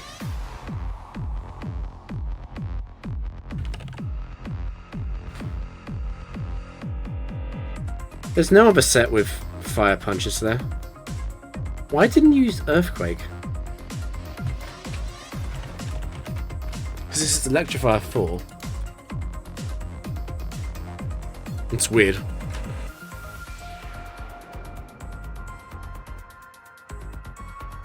Yeah, there's earthquake. Fire punch. That's really weird. Really weird. Anyway.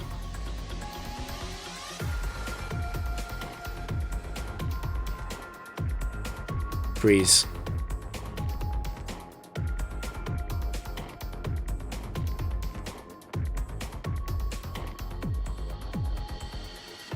I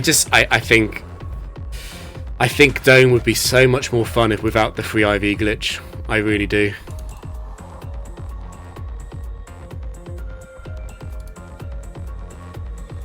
But it is what it is. Just like Factory is much better with the glitch, Dome would be much better without it. There are patches of the game without it in.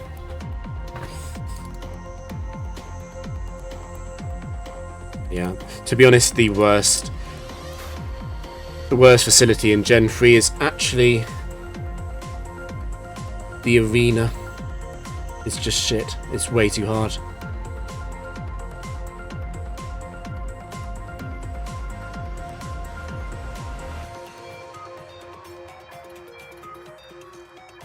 Like, Arena is one of those ones where people say, oh, I got the gold prints in every facility. And it's not even Factory, I doubt it. I'm often looking at that one. Did you really do it in Arena? Even though it's only 42 wins or whatever.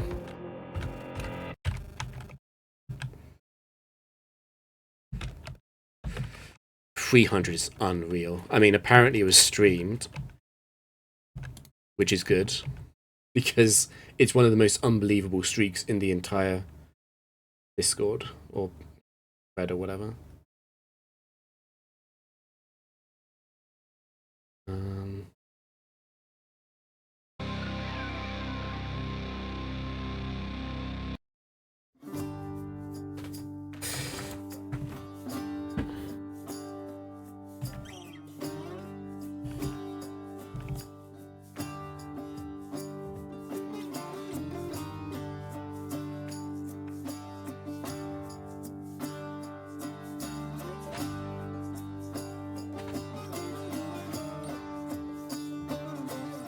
Oh, hey, Erixie. We were just talking about Gen 3.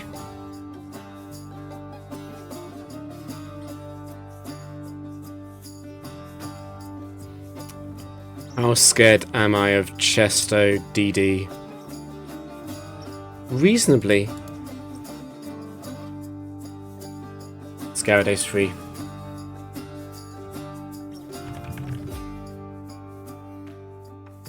Yeah, I was just saying basically that the IV glitch in the Factory is a good thing, but then in the Dome I think it's a bad thing. I think it hurts the potential of the facility.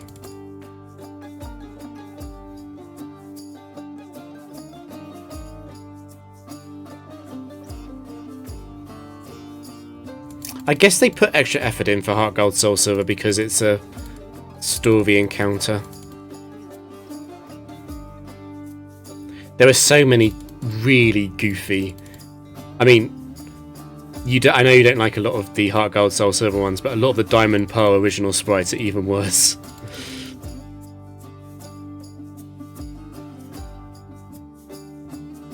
Yeah, I had one nightmare game today, which was Regice froze me between Skill Swap and Memento. Apart from that, it's been smooth.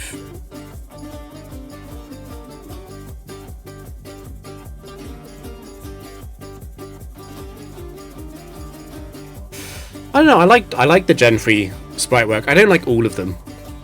Definitely don't like all of them, but I like a lot of them.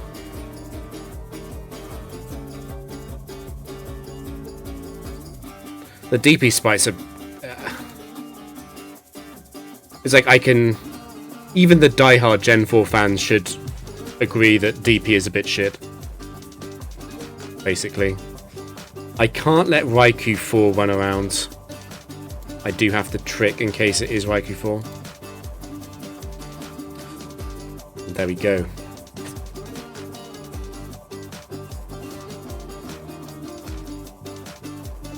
DP Abomasnow is an abomination. Oh yeah, Gliscor is terrible. Gliscor is so terrible.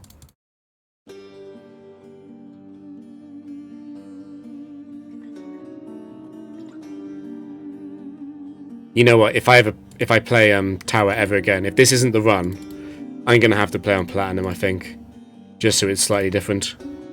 I quite like Raikou's Platinum sprite. I think it's much better than the Heart Gold Soul Silver one.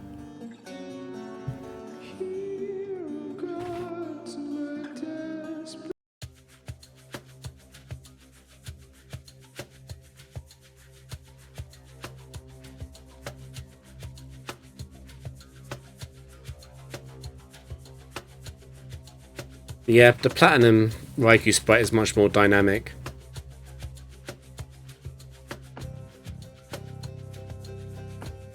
It's the most cursed Gen 3 sprite. I'm not good at instantly recalling.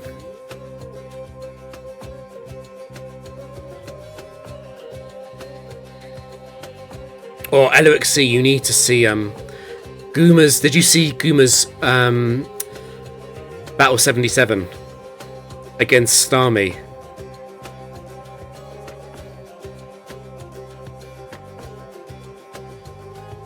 The Zapdos sprite is lame.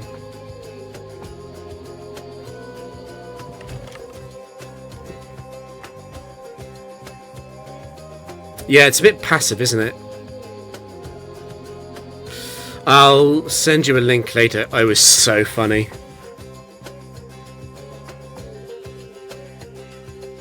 It's Glaceon 2.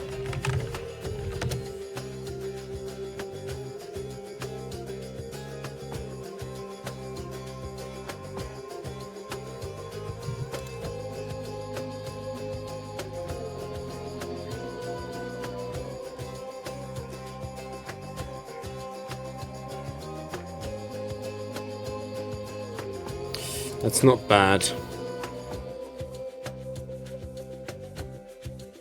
You are at -2, -2. I don't think I'm that scared of you.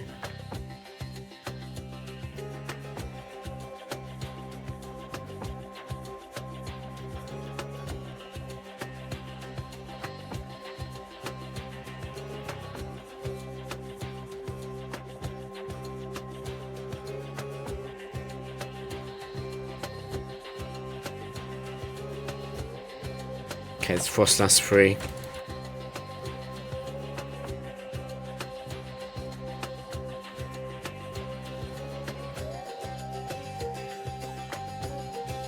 To be honest, I just don't like the sprites where there's no personality. It's just like the Zapdos sprite.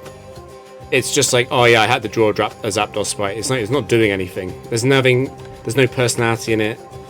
The Frostas sprite here is okay. I'm not the biggest Frostas fan, but it's like, there's some personality there. And it's not just like straight on.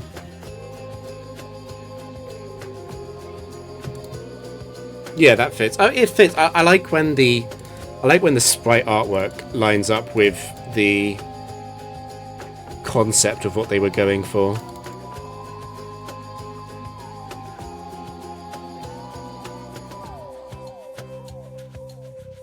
Like Latias's sprite is a bit derpy as well.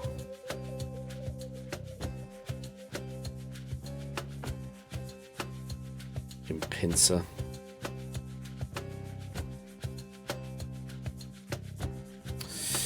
Okay, Pincer 4, time to crit me.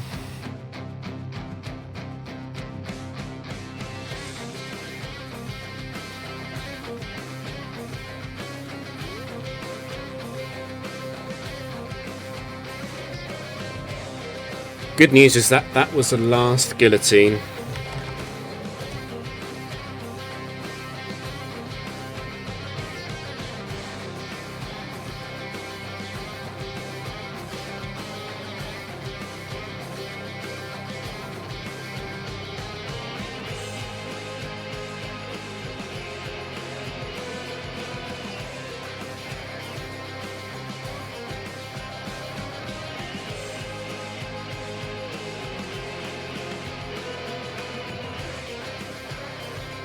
No, I agree. I think Drapion has a cool idle sprite in Gen 4.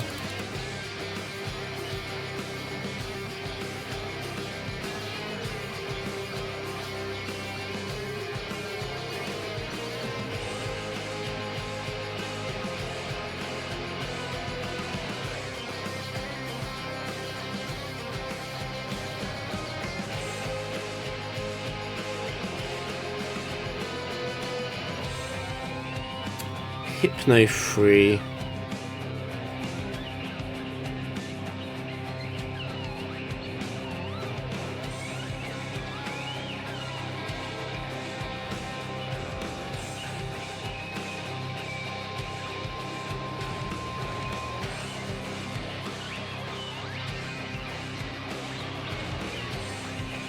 Use fire punch, use fire punch, use fire punch, come on. There we go.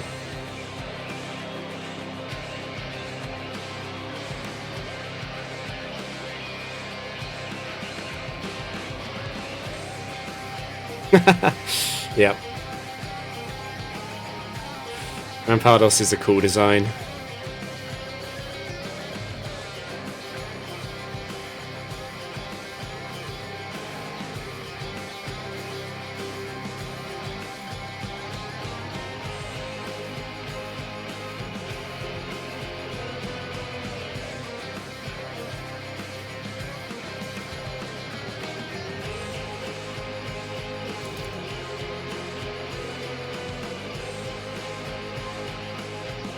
Articuno 4.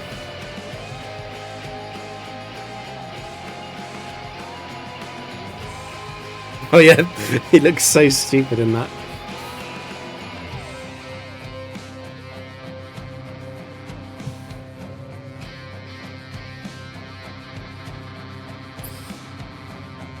Don't do it, Articuno. Please use up your sheer cards.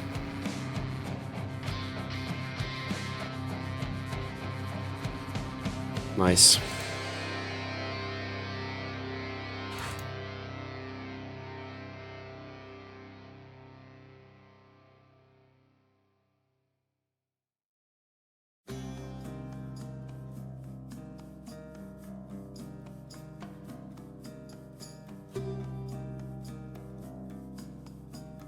I'm sure you've... Haven't you got ice beams left? You have not. Okay, fair enough. It's a good thing that Air Cutter has plenty of PP, I guess. What is the most recent badass Pokemon? I mean, I do like... I know it terrorizes OU. I do like the B-Sharp evolution, King Gambit. I think that's cool. I remember when that got leaked and I was like, that's sick.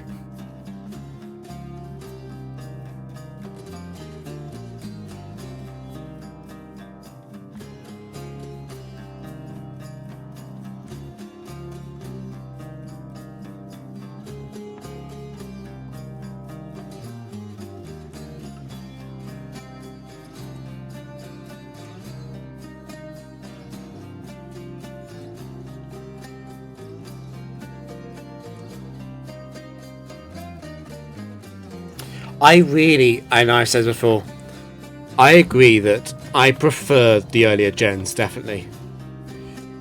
Particularly 3, 4, 5. But Gen 9, I enjoy Gen 9. Not as much as like I enjoy Gen 3 or 4. But I enjoy Gen 9. I actually enjoyed it. It's not perfect. It's definitely not perfect. I want to get rid of the lax incense.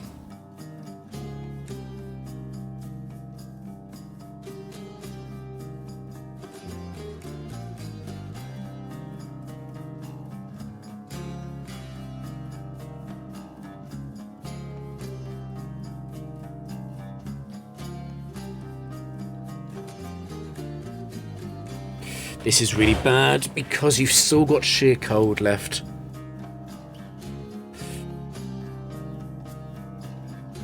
And now I can't substitute again.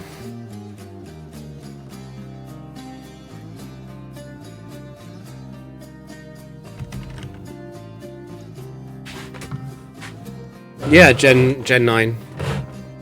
I thought they were fun. From a casual's perspective, I also like some of the new designs. I don't know why everyone hates Gen 9 so much. The game engine isn't great. Let me think about this. Sheer Cold is almost guaranteed. It's hailing, Dark Bolts at my... No, Sheer Cold is guaranteed.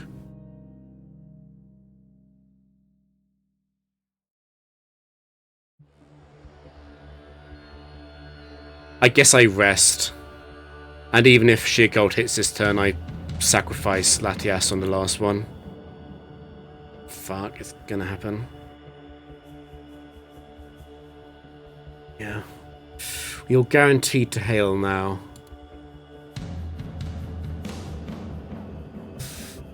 Oh, Glalie. I actually really hate Glalie. Glalie's a special Pokemon in the Gen 4 Tower because of PIs. The theme of PIs is PIs use Oko moves and Pokemon with Explosion, which is usually fine. Like if something like Fortress comes out, I know, oh, it's Fortress 4, it's the Explosion Fortress. Or if Dugong comes out, I know it's Dugong 3, I know it's the Oko Dugong. But Glalie has an Oko set, which is set 4, and it's got an Explosion set, which is set 3. Oh, sorry, set 2. And I play completely different compared to each one. How many shears? I'm pretty sure it's out. That's what I'm jumping back in the VOD to check. Because I'm scared. I'm pretty sure I counted 5 though. Yeah. But Glalie is annoying because of Glalie 2. So if a PI sends out Glalie, I want to paralyze Glalie 4, but I don't want to paralyze Glalie 2.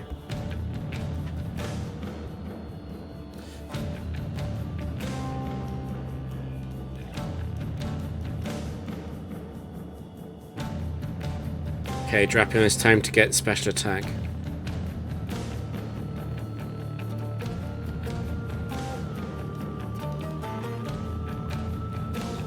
I learned actually recently, Parasitize told me that Glalie's not in the subway, which is kind of sad. Booted out. In favour of the new ones, I guess.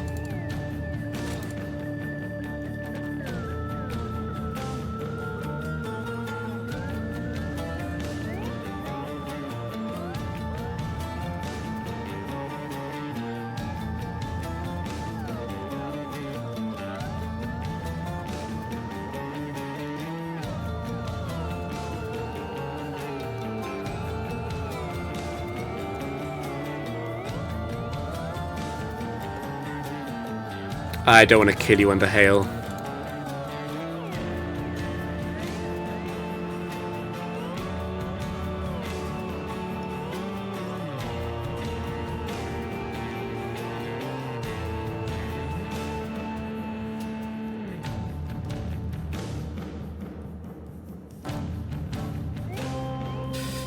They can't have hidden abilities.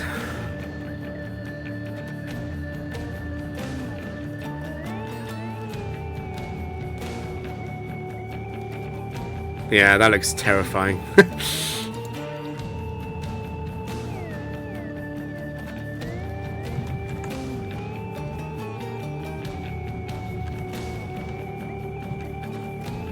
Short stream, by the way. Over 2 hours long. I knew I'd want to go to 1400 though. I have to remove Choice Band from Rhyperia 4, as much as I hate using Trick against every other Rhyperia set. It is Rhyperia 4.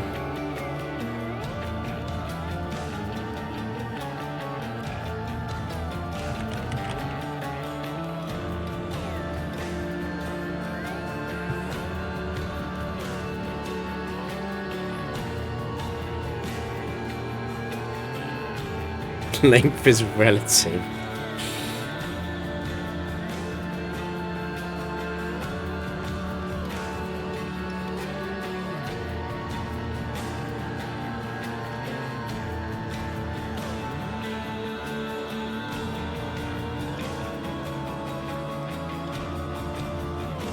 What's kind of disgusting about this is that I think Rhyperia guaranteed breaks a sub with Earthquake, but I can set up here.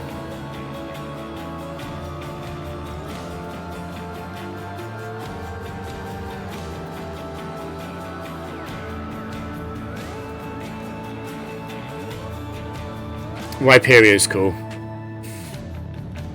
It's funny that, I'm not saying it's good or bad, it's funny that they kept Rhydon in the Frontier even though Rhyperia exists, when Cypher never got to join because of Scissor, I'm guessing. Even in Gen 3, Cypher's not part of the big boy group.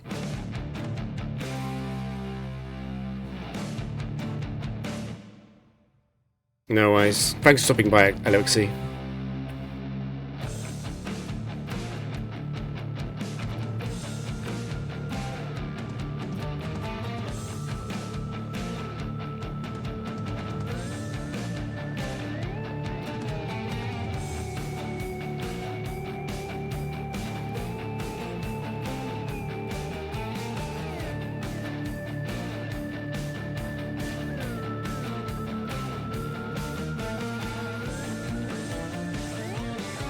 It is a bit weird. I mean, the weirdest one, in my opinion, is Doug Trio. Like, what is... There are a lot of ground types, so it didn't need Doug Trio for being ground. Why is Doug Trio?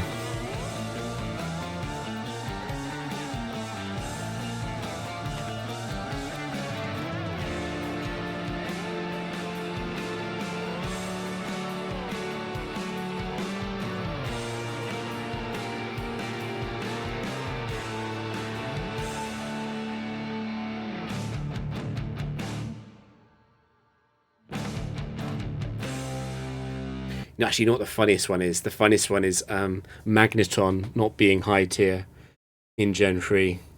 Because it allows Skarmory leads to exist. That's the craziest one.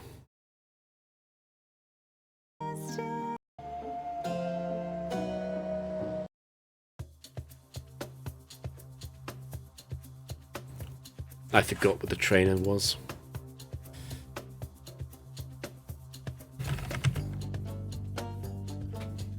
I never like facing this Aggron.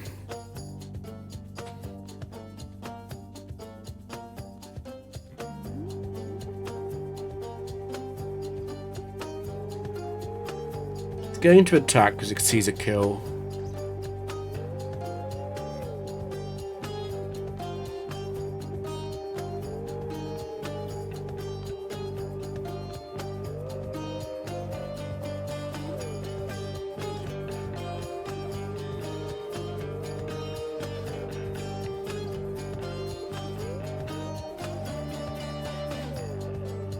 I'll keep Latias alive in case it does hit too many screeches in a row.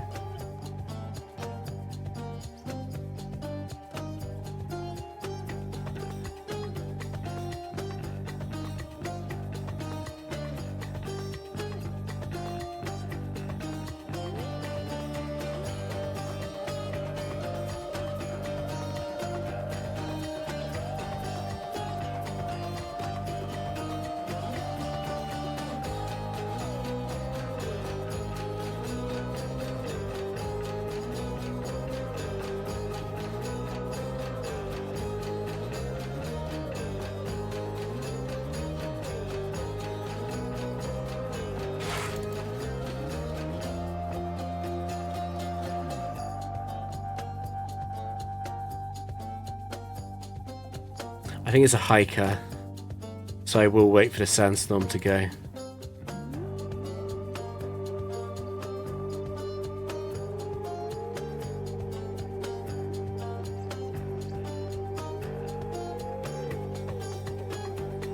Lucario 1.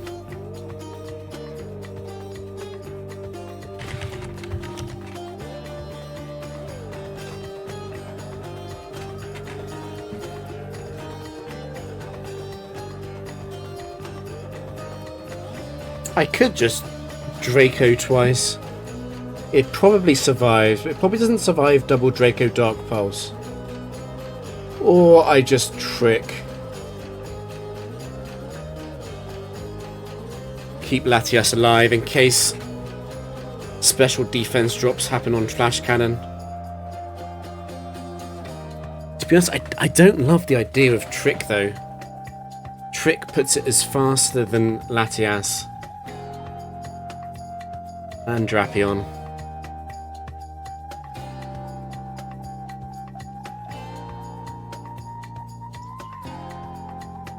As long as it doesn't get the special defense drop on the switch after Trick, I can substitute Rest though. That's 3. Well, it's Latias 4, that's 4.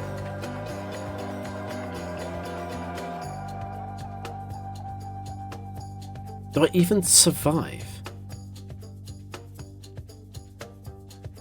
Like, surely Flash Cannon is a roll then. And that would be 7. Shit, that's actually a bit of a threat, actually. I'm not used to Lucario 1 being a problem. I think this is a Draco Meteor then.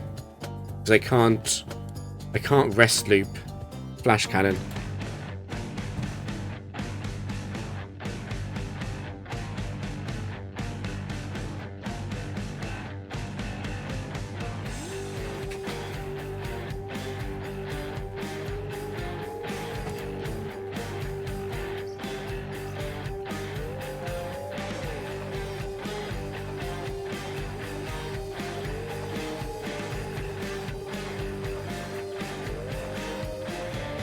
Or it's one of those two.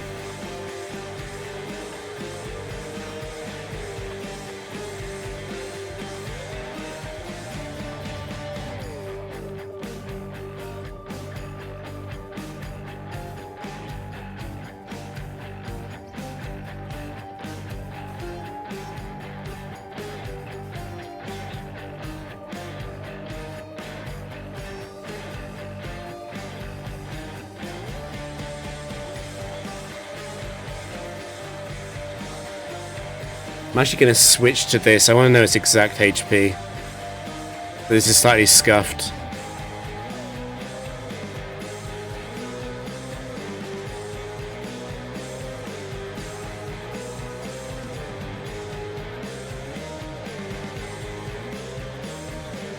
It's low 70s.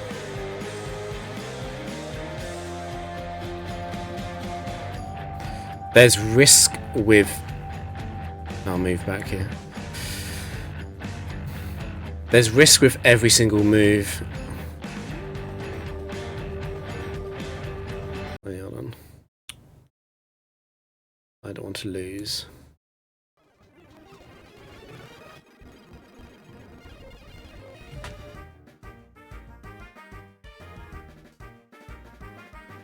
So the situation is Latias is dead to flash cannon times 2. I'm also dead to flash cannon into aura sphere or potentially water pulse, although I probably do escape that. The fact that it could aura sphere on turn 2 is not good. Aura sphere will definitely free shot Drapion.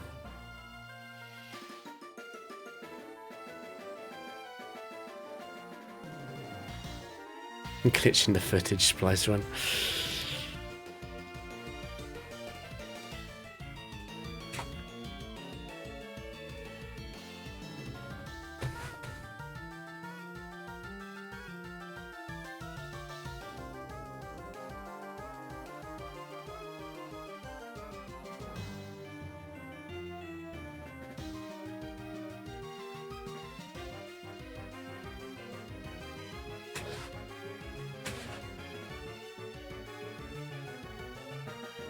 Man, I really wish Raw had missed. It would make this so much easier.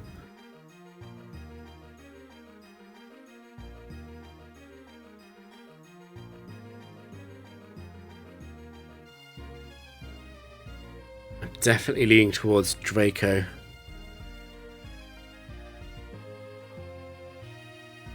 Double Draco could kill. It's very, very tempting. It does have bright powder though. Be 81% to hit each one. A bit over 65% to hit both.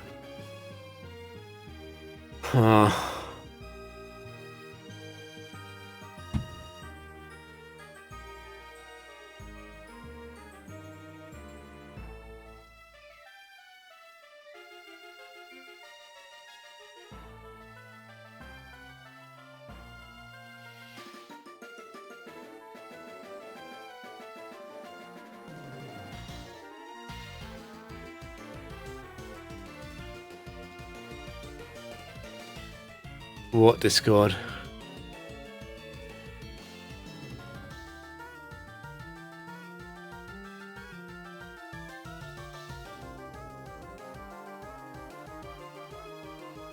I'm not in the main Discord.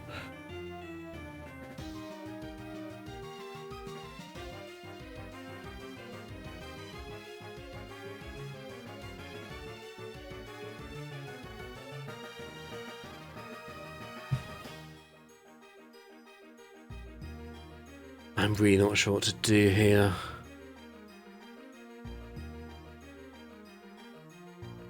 Initially I was just thinking trick, and now I really don't know because I'm not going to be able to trick Flash.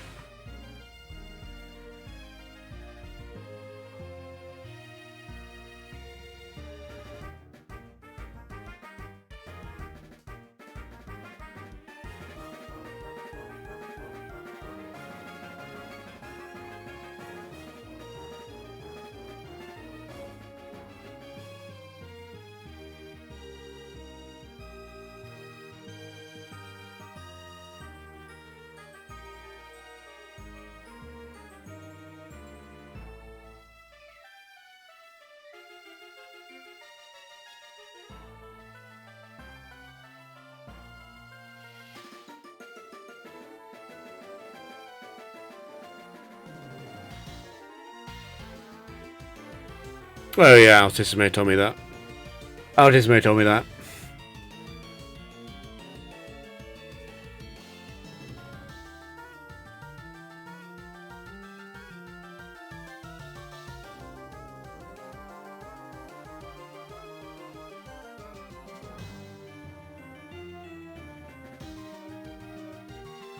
Even then, no, I don't think he did. And even then, even if he did, why was it different when he streamed it?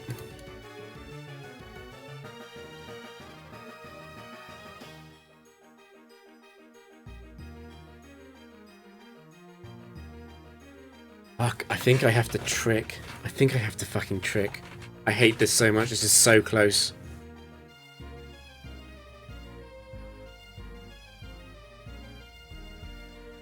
I should have sacrificed Latias instead of saving it.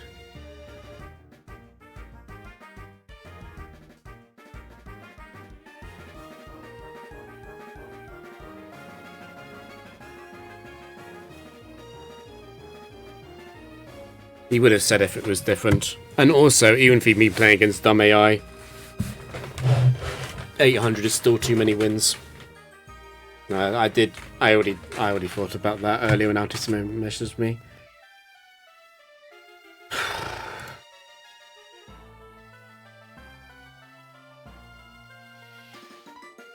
think if I miss a single Draco, I would lose.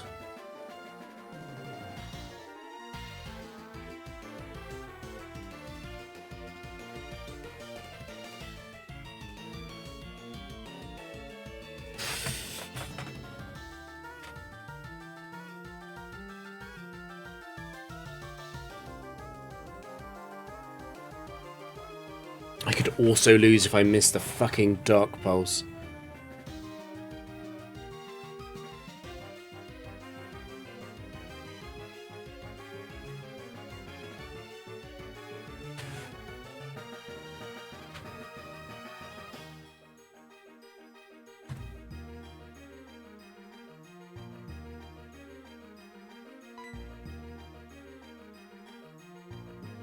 Do I ever switch back?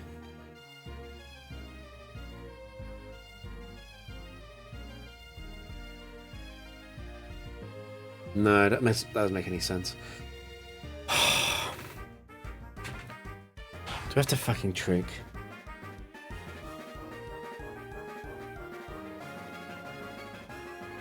What are the odds of surviving the flash cannon free shot?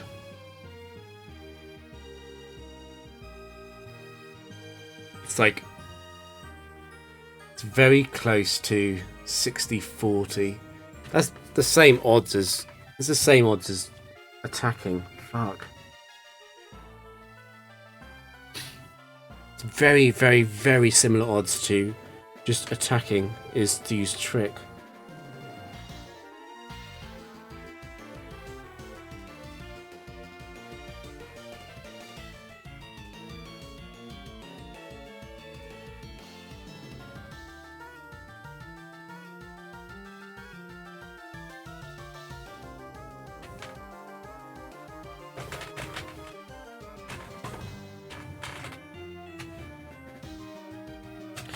It never gets 2 loops through. I've been hit by raw, which is usually fine, but in this situation it's not because I'm in flash cannon range. Double flash cannon range, obviously.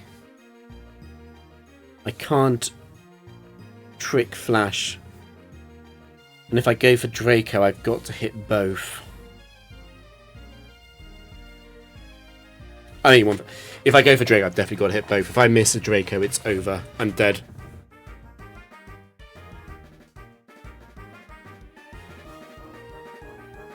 Lucario has to deal 200 damage over 3 turns to kill me through rest. Because it'll have 8 PP after killing Latias, it has to do it. It has to do it immediately. Because I'll be substituting twice. It'll have one opportunity to do it, maybe.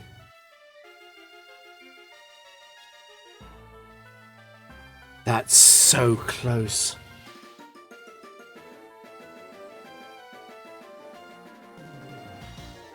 Would I get free? I might get free. Lucario 1 has roared me before, but I've always had nothing alive in the back, or a healthy Latias, or a healthy Miss Magius. It's the fact that Latias is damaged but not dead. It's the problem.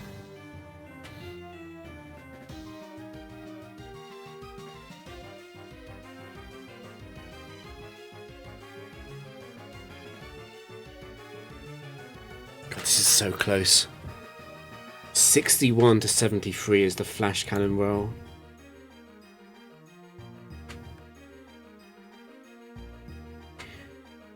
If it min rolls, I get 3 substitutes. I rest. It attacks, I get 3 substitute, I rest, I win. If it high rolls, I'll get 2, and it then has a chance to do the free shot.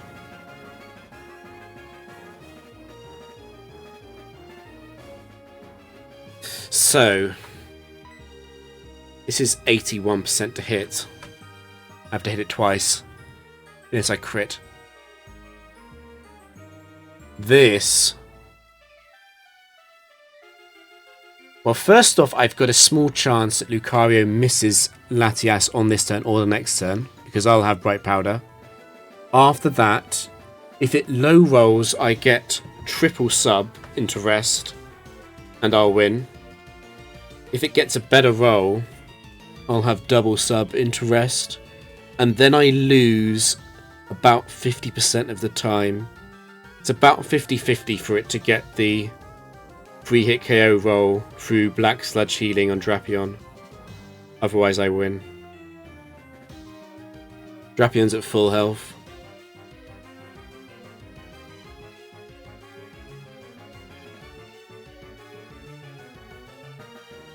About 50-50.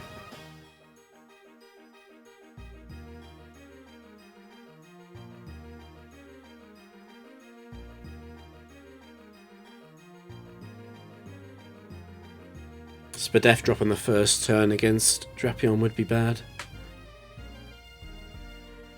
Even then, though, I would get Acupressure.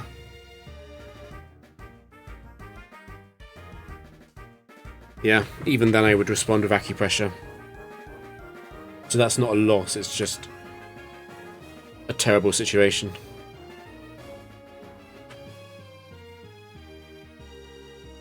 It's... I don't think I can flash. It's just going to Aura Sphere. Aura Sphere is the strongest move against Drapion anyway.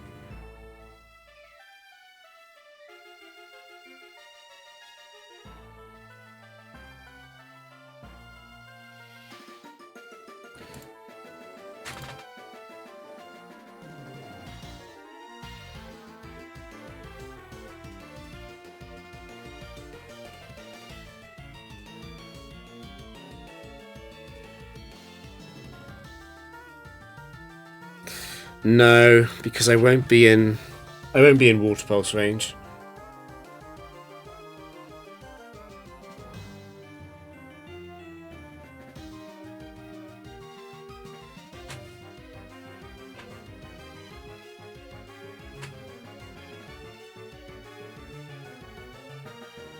Do you think he... Oh, fuck. Hold on. I have to review the card or shit later. So if that's the fucking dumbest thing ever. Oh my god, that's such a twist in the story. Hold on.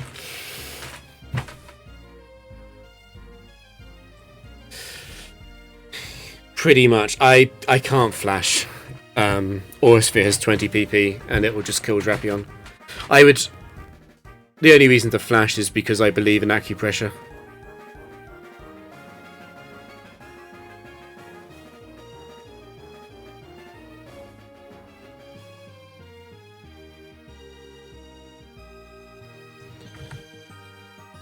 I would have to hit 0.81, 0.81, and 0.9 arc. It's a 6% chance.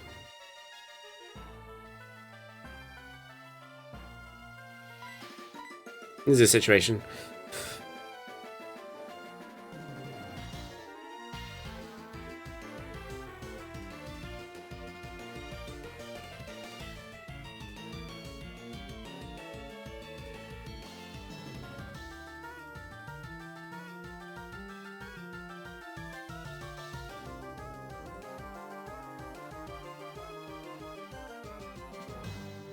Yes, I will always have Acupressure as an out, even in the worst case. I mean, the worst case scenario is that I miss both moves into Lucario. I mean, Trick and Draco can both miss. That would be the worst case scenario.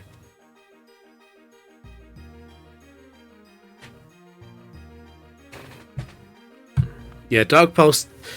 Draco, Dark Pulse will kill.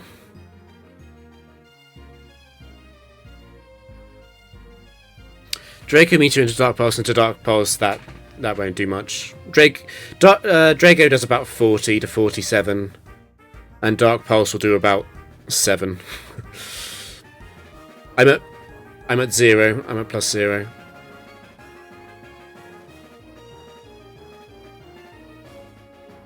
It's incredibly... The Draco Meteor line is like a 59% win. It's slightly more than 59% because I have the acupressure out, but Drapion playing against Lucario is really scary because the evasion boosts don't help. It would only be special defense.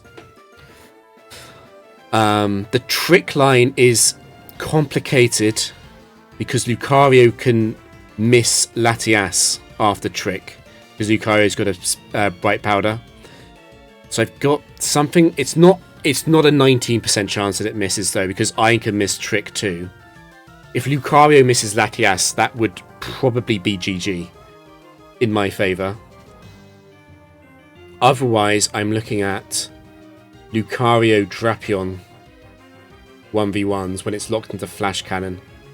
It'll only actually be able to hit 4 or 5 Flash Cannons into a non-substitute. Flash Cannon doesn't kill me now. Flash Cannon does 55 to 66.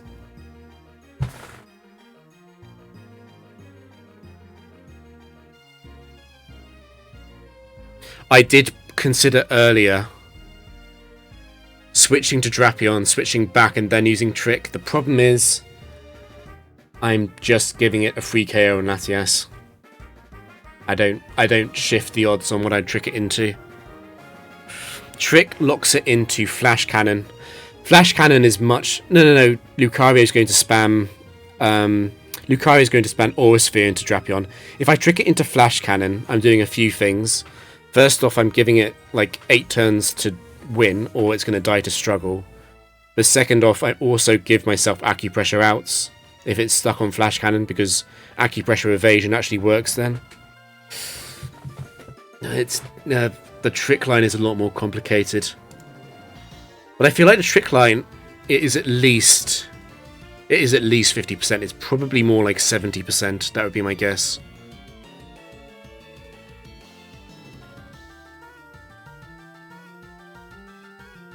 So trick line would be trick. If I get a turn, it would definitely be flash.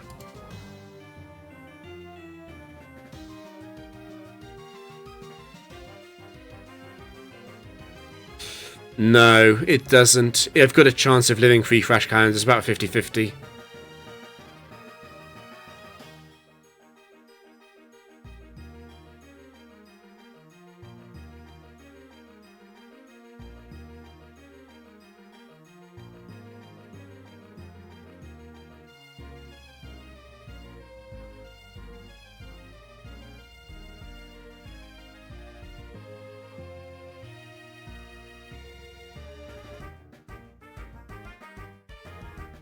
Yes, because Aura Sphere is always going to free hit KO Drapion, even with the healing.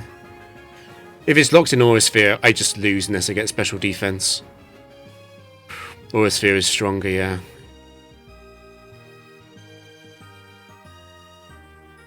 It's 10%. Not 10%, it's 11% stronger. It's 90 versus 80.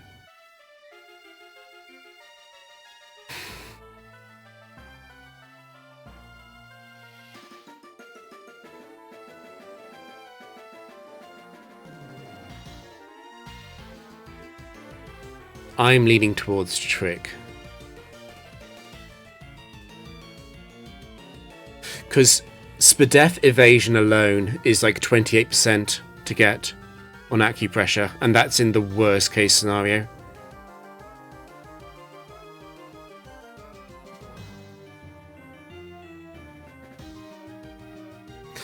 Unfortunately, the thing about trick is, if I lose Drapion, I lose Drapion. I don't think special defense drops would change anything.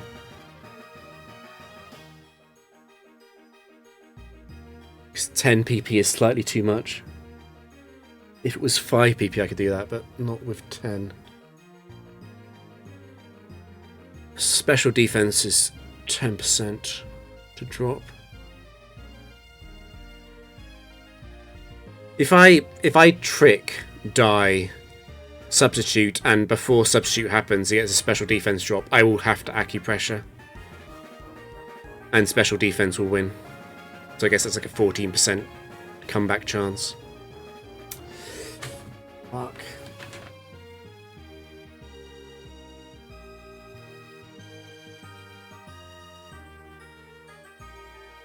Maybe. It depends on the flash roll.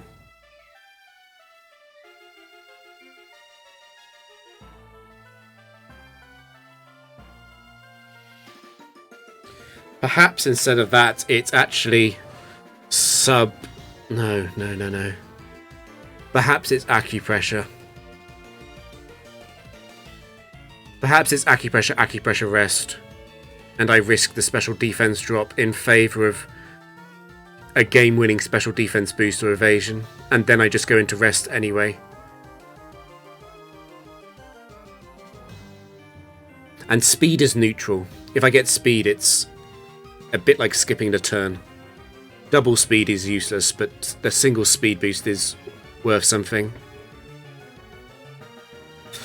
I can. It's a roll. Not in my favour, it's a roll.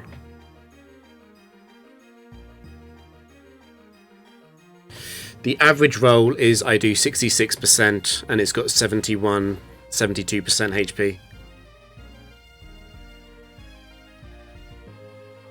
So it's not in my favour. I would have to hit Draco, Dark Pulse into Bright Powder. Also, Lucario could crit Latias, I guess. If Lucario crits Latias and I Draco'd, I might be in trouble.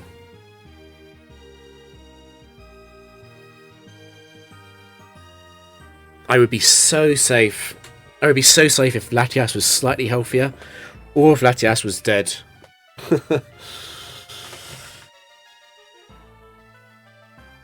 If I go for Draco and it crits, I would just be in a Lucario Drapion 1v1. And I'd have to get special defense because of Aura Sphere.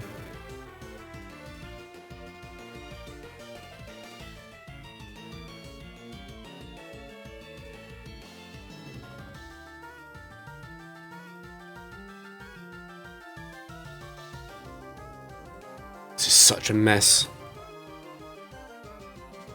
Because if I trick with and I get Bright Powder, on one hand it can miss, on the other hand it can Aura Sphere, and Aura Sphere won't miss Bright Powder Latias. Oh.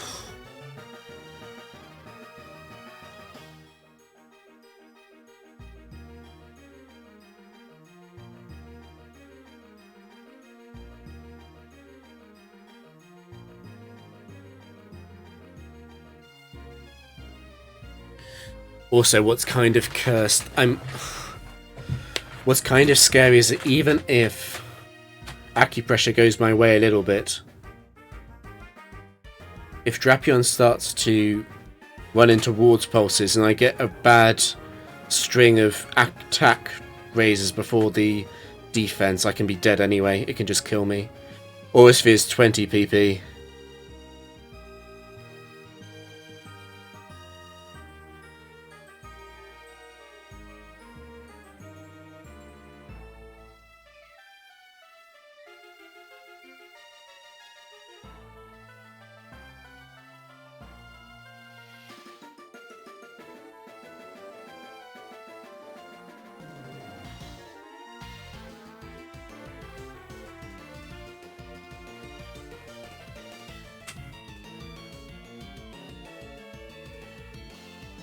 There is one other option.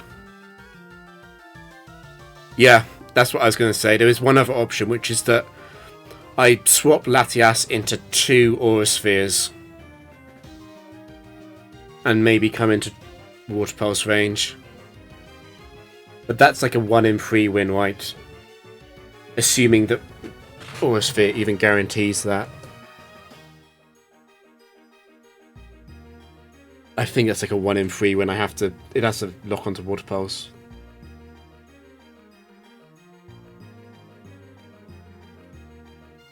Yeah, but it's good to consider.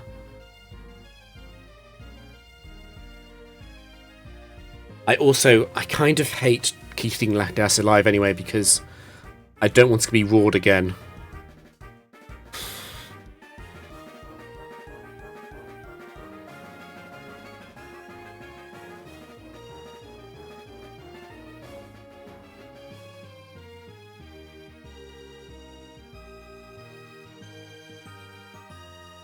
The thing is, it's a big difference because the flash cannon free hit KO is like a 50-50-ish, and evasion is very much like a win condition from acupressure.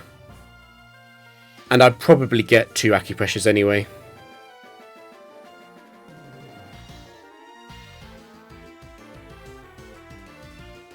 Like, if I can get acupressure evasion and then go on substitute.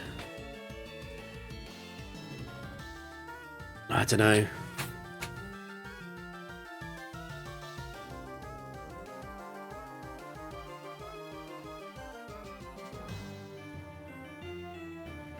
It's probably a roll after the flash drop.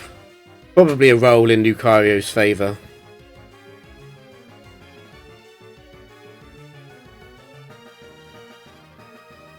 Oh, if Drapion speed boosts and Lucario is scarfed, Drapion is faster. Drapion is 230 speed after +2. And Lucario is 213 or something. Yeah. This is modest Lucario.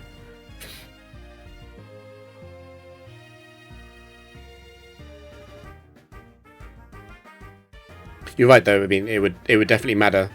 It would definitely matter if I was slower. That's interesting.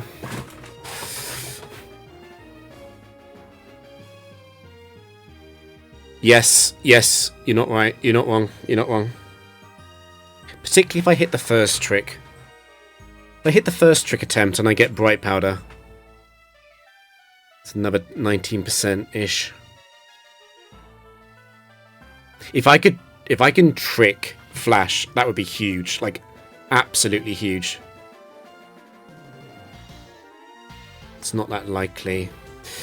I'm just thinking about, like, it's the 2 in 7 for special defense or evasion on acupressure, and then into the 50-50 on the rolls if I lock it into flash cannon. And remembering that it's not really 2 out of 7 because if I get the 1 out of 7 speed, I get another roll on the 2 out of 7.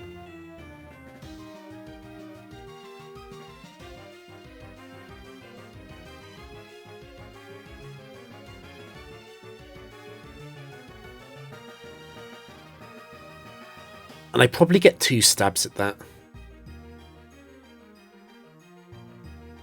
No, I think special attack, like Dark Pulse is probably doing like max 25 to Lucario. I run no special attack investment. I've got 80 special attack.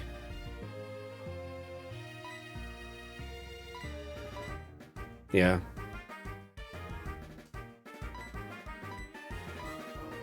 So I'd be doing like 15% max to Lucario at +2. And it's Inner Focus or freaking Steadfast. Although, if I give it a Steadfast boost, that wouldn't be too bad after speed. I know. That's why I went on. That's why I went on Miss Magius before, because I'm like, I'm not accidentally clicking.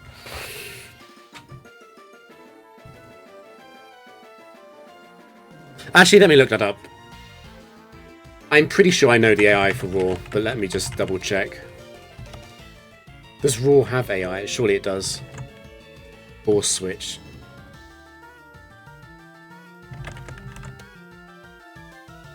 If the target has been battled for longer than 3 turns, 75% chance of score +2. What the hell?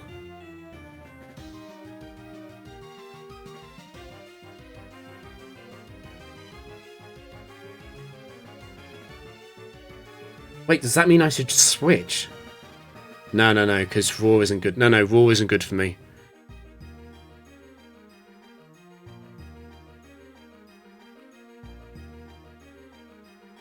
If the target has been in battle for longer than 3 turns, 75% of score +2 on Raw. They can't Raw right now because Latias just came in. What I'm thinking is, does that mean I can trick, switch? Oh no, but I'd have to use rest, and then after 2 flash cannons, it's gonna have a chance to see the kill anyway. and +4 is more than +2.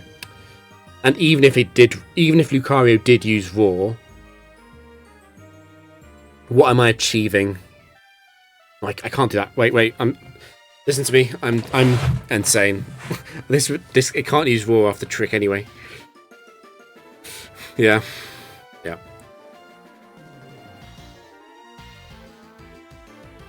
And there's no point. No. There's no point considering Roar. Fine. Okay. Roar is at -3. So Lucario never uses Roar here.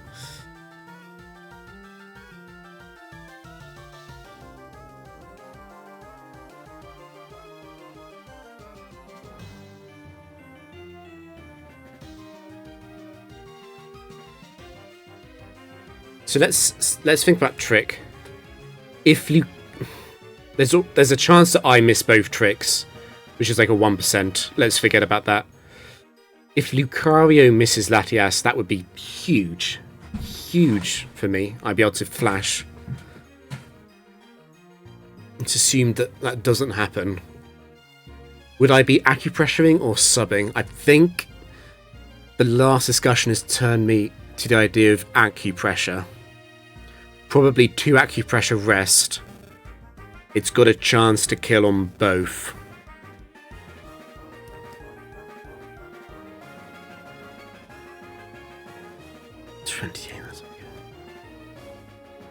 Because it's not 28%. It's not actually 2 out of 7. It's because speed is like a reroll. It's like a 72% chance ish on those 2 attempts to get the right boost. But Lucario can get the special defense drop as well.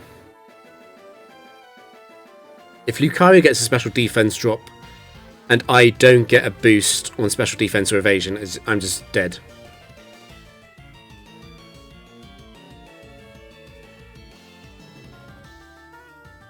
Yeah, that's what I'm thinking, LOXC.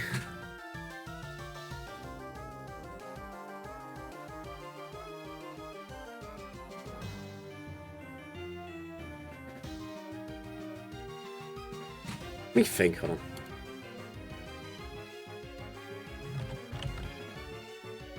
So the chance of getting a 2 out of 7 special defense or evasion on 2 attempts is 49%.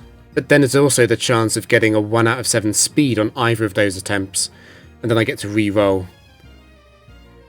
So I'm like, what is that? Like 6? I'm a bit over 60% to get the correct boost, and I've got the bright powder on Latias. And even if I miss everything, as long as Lucario doesn't get a Spadef drop, I can just get the 50-50 on the rest roll anyway. I can just rest, and win. It feels like Trick is safer. Because the Draco line it's definitely like 60%. Actually, Draco's not 60% because Lucario critting Latias would be a loss, very likely, or would be entering the other scenario, but in even worse terms because of Aura Sphere and shit. So, not 60, let's go like 55, 56. That's the Draco line.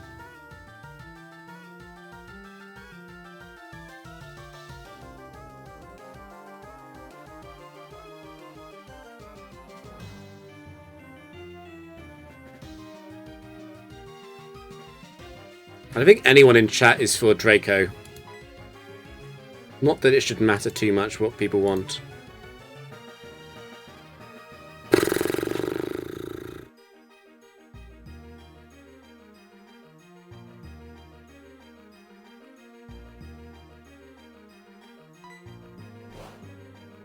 Okay, we didn't miss the first one. That's huge, actually.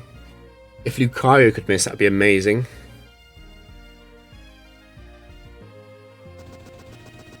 Oh, no. Low roll, perhaps? No. That's flash cannon range, for sure. But what am I talking about? I'm actually getting insane. It's locked into flash cannon, doesn't matter. But I just need to... I've got a 10% chance of fitting flash, I guess. Yes! Oh, yes! Oh my god, that really improves the situation.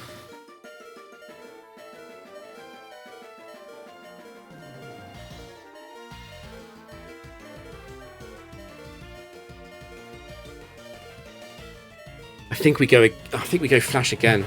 There's a...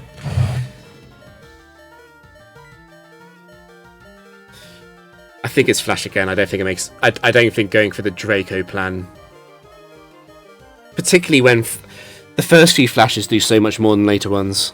75% to 60%, that's a huge accuracy drop.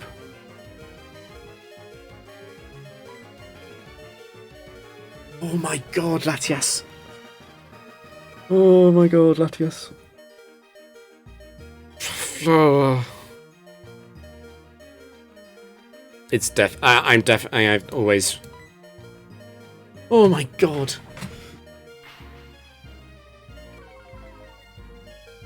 The 50-50.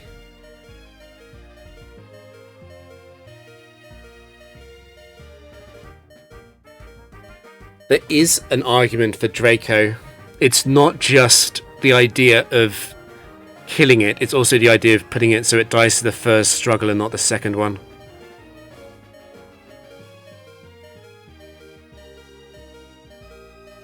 God, Lucario threw this so hard.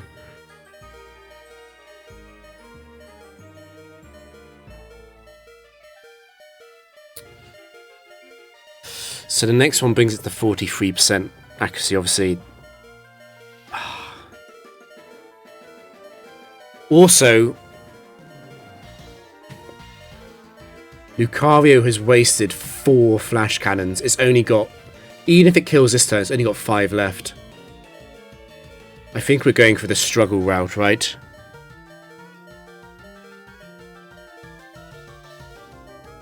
It's only got 6 flash cannon PP left. It's basically got to hit. It's because I'll be substituting on Lucario. It's got to hit every flash cannon pretty much. Struggle can't crit Drapion, luckily. Got battle armor. Struggle does do about 10%, but that's fine.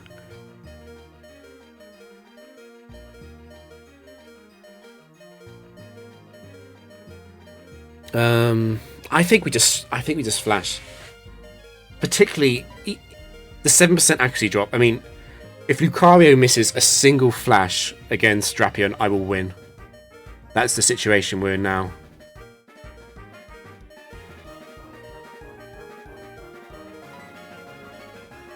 What a fraud. What a fraud. Oh my god.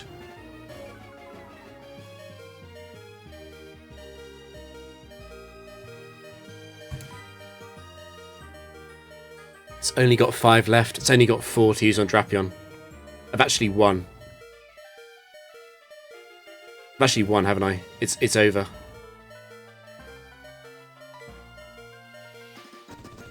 I don't think this even matters.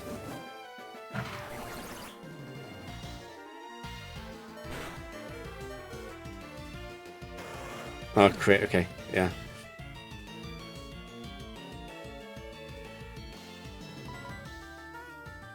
It's got 4 flash cannons. I just substitute and rest. It's over. It can't win.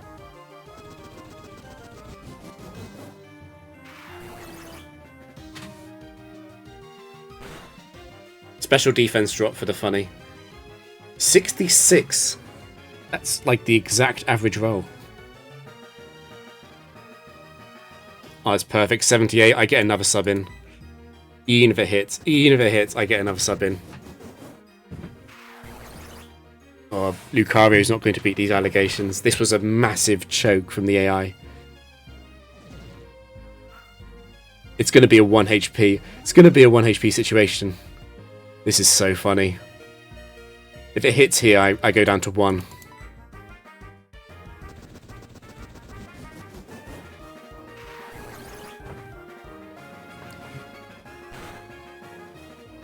This Drapion's hitting 1 HP for the second time in like 2 or 3 days. Although this is kind of a fake 1 HP. It's just over. I like how Lucario hit all of its flash cannons. Okay, it's missed this one, okay.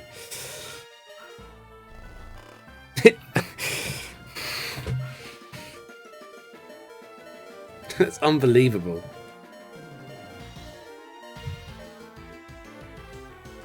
It was funny, I was pretty close to just clicking Draco. I mean, Draco probably would have won too, but...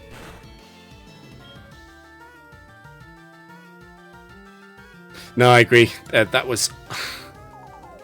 that was really lucky. I mean, Lucario was lucky to hit Roar into +6 evasion anyway, but... I don't have any save states.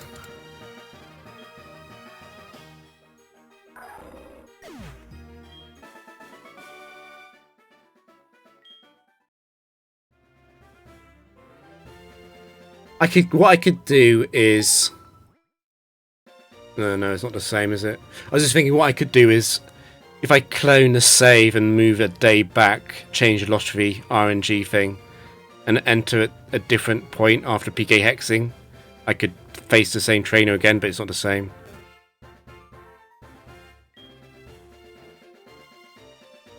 Wait, I don't know. I'm just going to put down a Lucario battle. It feels like as the streak's going on, these close battles are becoming closer.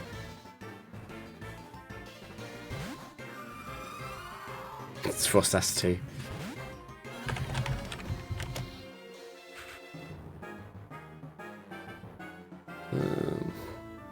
We don't need audio anymore.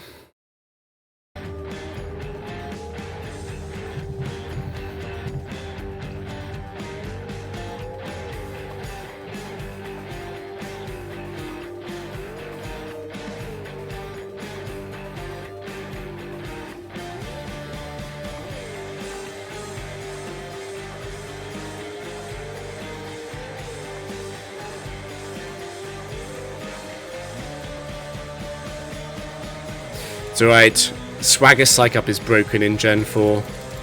Frostas won't use it.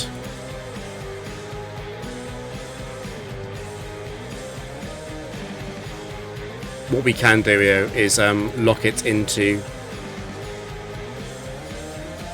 Swagger anyway.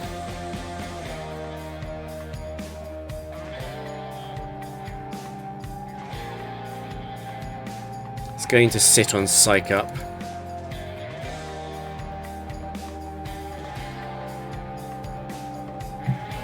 Yeah, I agree. Like, why have there been so many close games? It's like the tower's out to get me.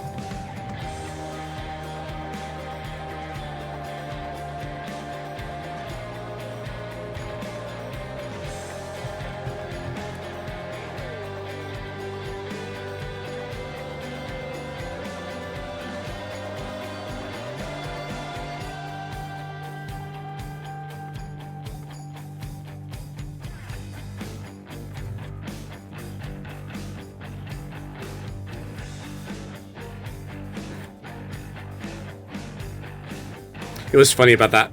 The funny thing about that match is, I'm not saying I'm better than other players, but a lot of other players, I think they would just like be like, "Ah, yeah, Draco," and they probably would have won.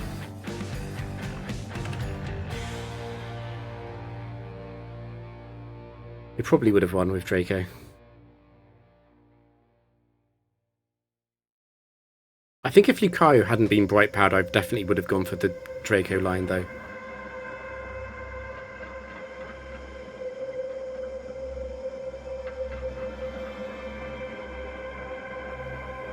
Yeah, exactly. Even if we lose, even if we lost there, I think I was pleased with the decision to trick. Yeah, I agree.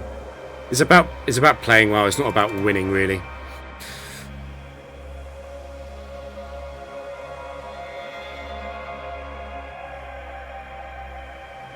sorry, Bastardized. I was ignoring the Carlos stuff because I was paying attention to the game. That would be wild.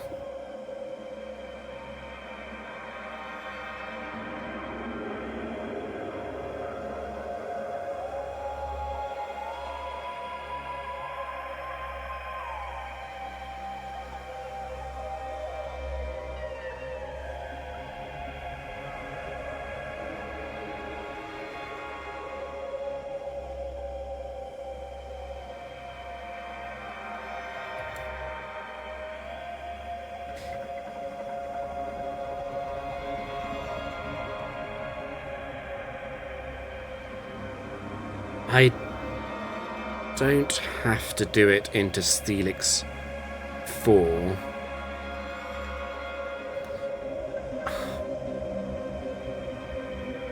Just thinking about Trick. It's the Steelix 3 that would be threatening to the team.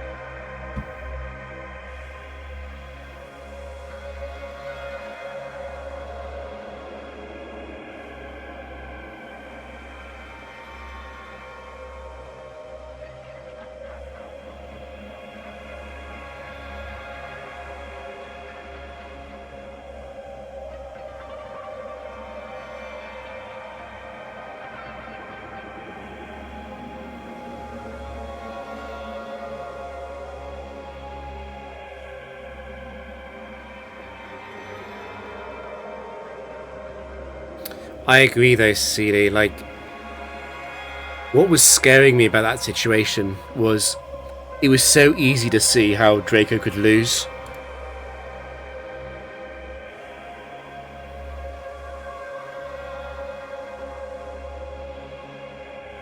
It wouldn't surprise if someone wanted to sit down for like an entire day and work out all the lines and all the probabilities of everything, it wouldn't surprise me if Draco Meteor was actually better, but it was obvious that Draco Meteor wasn't a great option.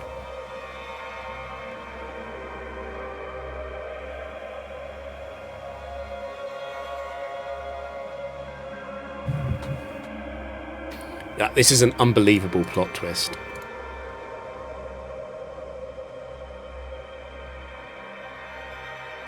To be honest, though, I'll be honest.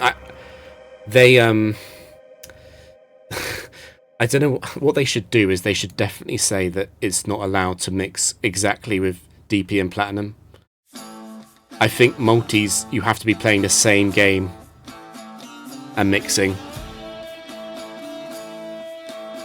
I think they've got to change the rules in the thread to tell people not to do that in multis.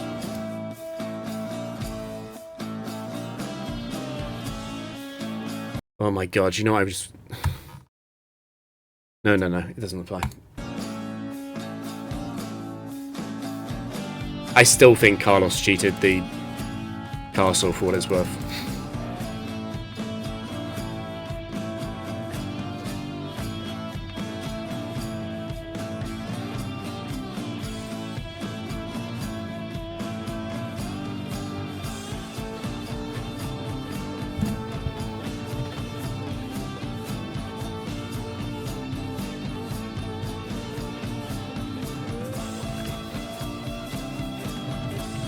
Yeah, Dummy Eye is not to be played against, I agree.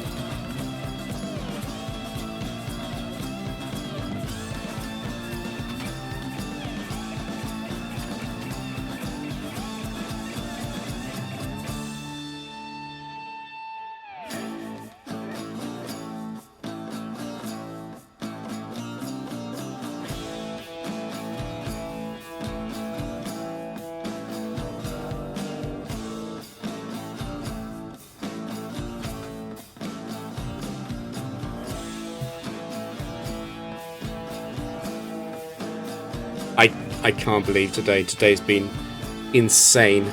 I mean, yesterday was absolutely insane. today's been even more insane. I missed the quiet days where like nothing happened.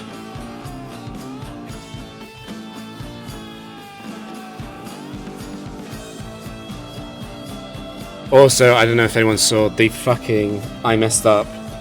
The YouTube uploads for yesterday's games. I tried to put YouTube music on top of them, but it's just destroyed the commentary. So, I said in one of the comments, I was like, the commentary's gone, but just like pretend I'm panicking for like 10 minutes, because that's basically what the commentary was.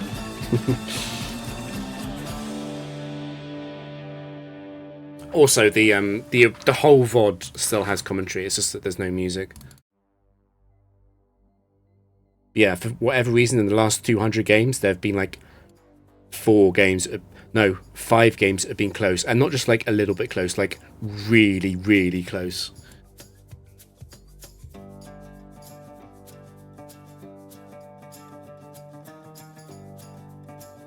RT1.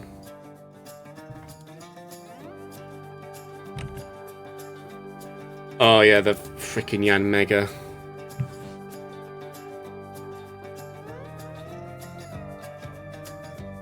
Oh yeah, LOXC, it's totally understandable. I understand you play Gen 3 a lot.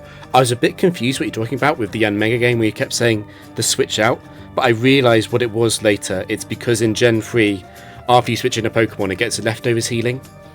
But in Gen 4, it doesn't. You don't get that. Just a really small thing. I do remember reading your comments. And I didn't want to say anything, but it's like I wasn't sure exactly what you meant.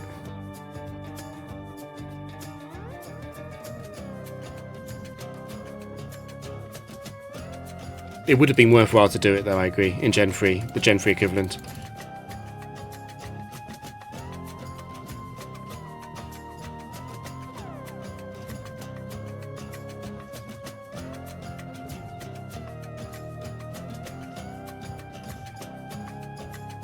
Yeah, that Yan Mega game.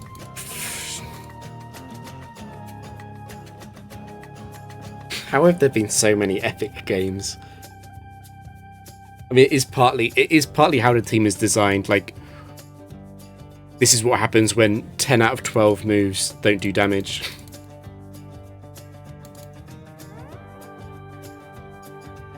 And you have all these wacky win cons because you know Drapion can't be crit and stuff.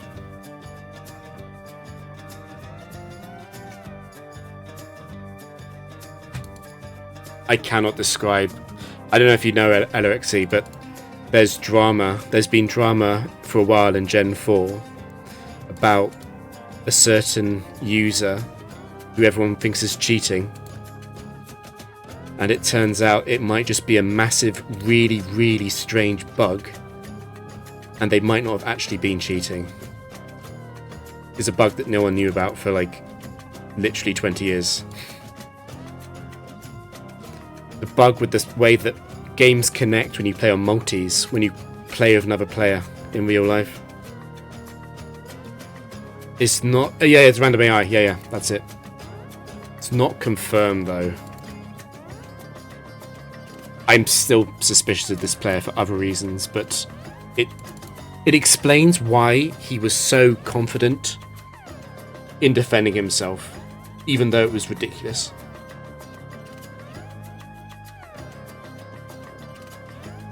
Yeah, but it's only if you have exactly diamond and exactly platinum, and the diamond has to be in the lead or something.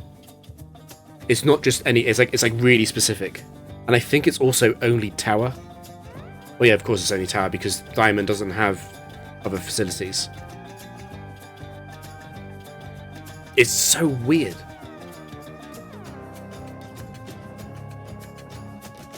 To be honest though, this is like actual perfect YouTube video.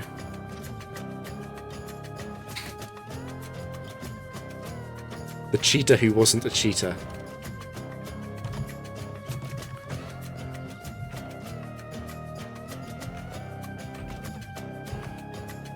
Do we do one more for good luck, or has the day been too cursed?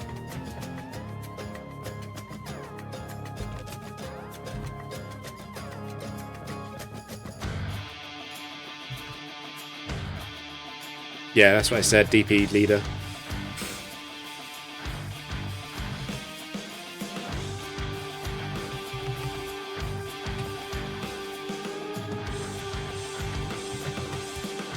It's fine. The thing is, I know everyone loves round numbers, like 1400. So I'm going to go to 1407 because I don't care. I know it'll upset some people a little bit. Not properly upset them, just like upset them a little bit.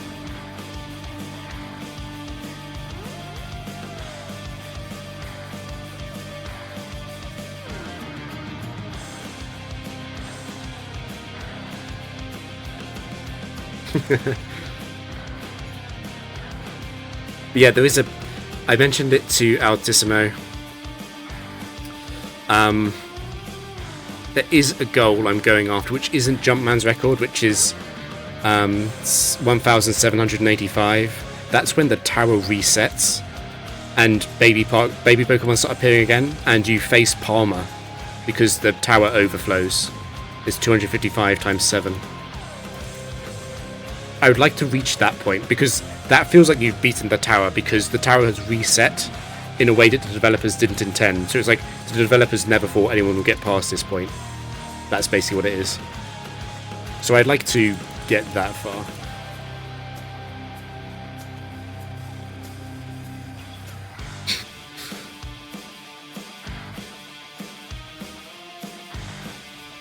Carlos was right and we all doubted him. Everyone go and apologise.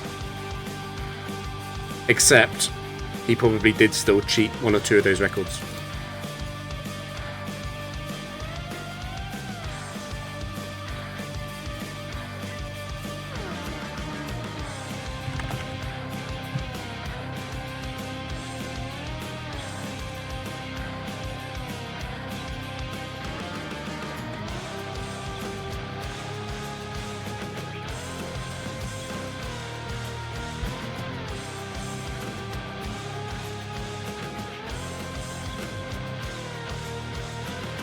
I thought that crit for a second.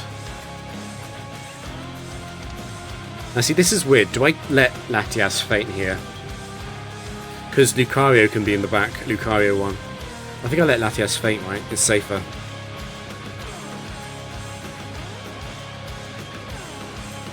Freaking Lucario 1. Living rent-free.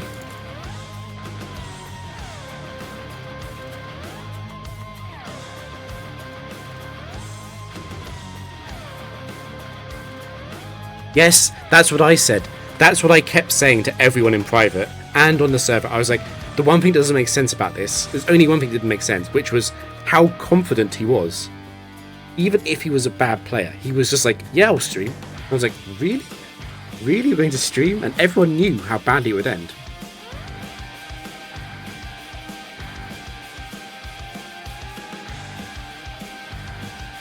It's funny because if this is true, it means no one was wrong.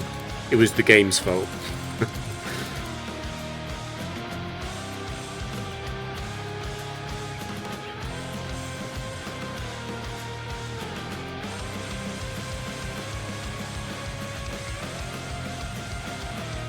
What amazes me is how he must have OCD'd DP always being the leader. Because if they ever do it the other way around, smart AI kicks in and they probably lose. So they probably almost never mess it up. That's insane though. It's just insane that that's in the game.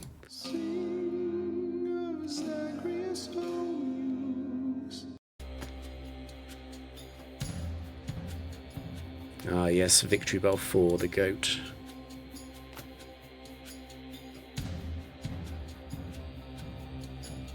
There is a Gen 4 decomp, yeah.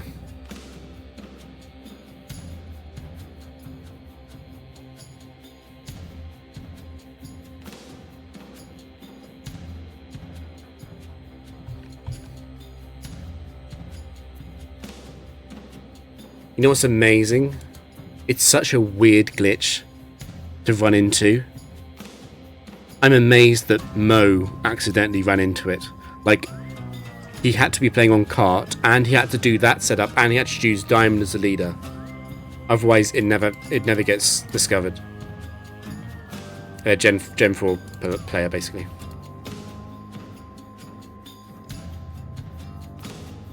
Do you know what I said when Altissimo messaged me about what Mo found? I just said, "Oh, he's a noob. He probably just doesn't understand how the AI works."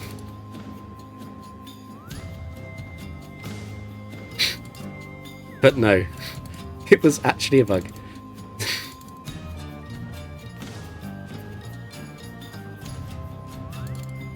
I would still let me put this on the record. I would still pay money to see Carlos go above 300 in castle doubles in a competent way.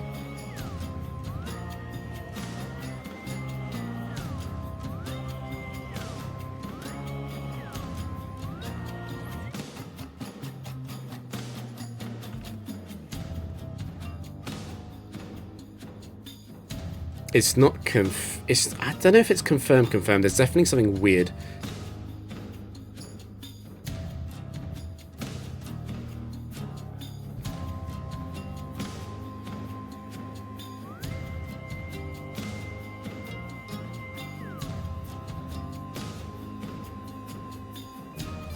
Yeah. Anticipate told me, and I was like, oh well, if Parasitize said it was fine, then it's fine. And Parasitize has streamed his game, so I know I trust him. It's insane drama.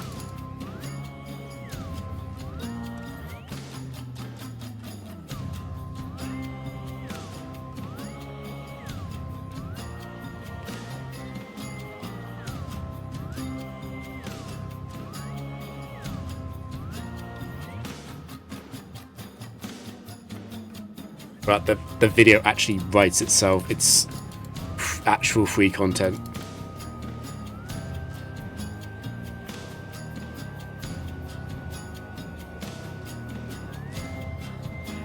Fuck, I forgot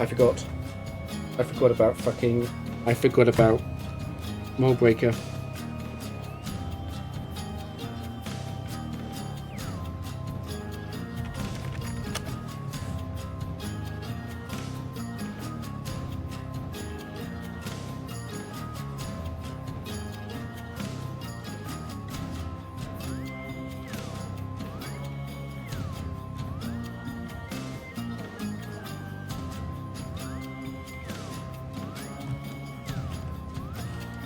Oh, what do I do here?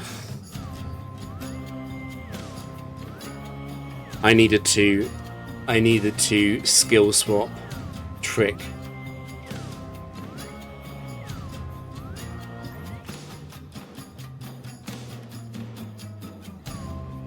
And then if it was Rampardos 4, I needed to Draco Meteor. The problem is Rampardos 3 is thicker. I can't one-shot it.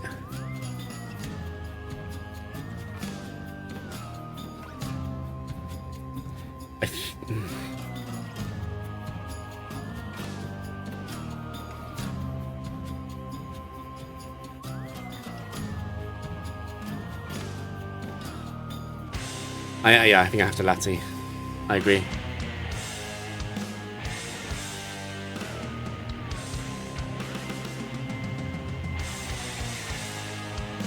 Good night, I guess. You're not wrong.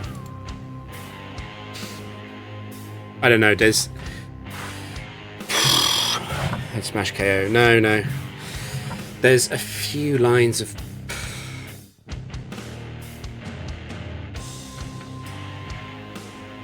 The thing about... I would have to go to -4 on Latias to kill this. And I'd be choice locked into Draco at -4. Is that better than just setting up on Mold Breaker, praying for no crit?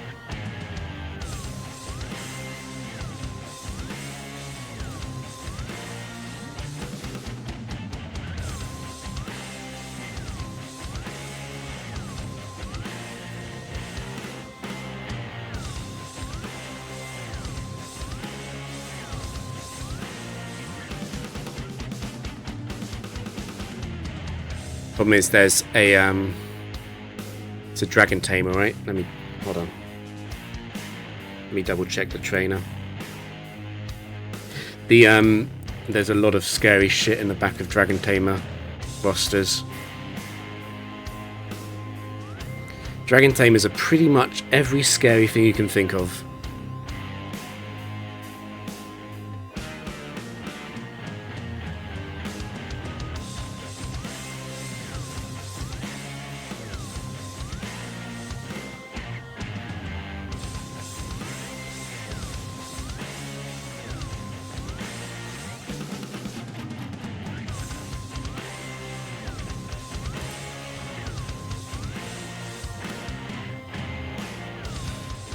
I mean, it's definitely Latias either way. The question is, what move do I use? Because if I can stall out of head smash PP, I can set up on fire and thunder punch. Like, those don't... Crit fire punch would never kill Drapion. And crit is the only scary thing about Rampardos.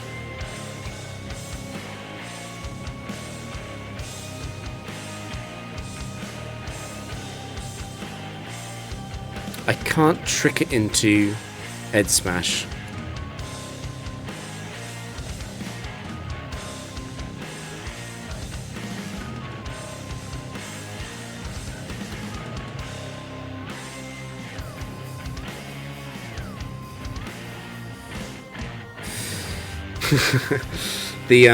It's lost its life orb. I've tricked it already.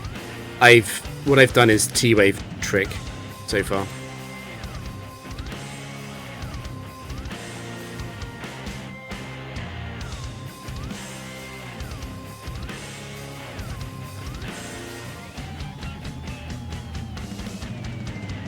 Also, head smash is like this hilariously broken move, where head smash is just like always stuck at +0 and it's ignored.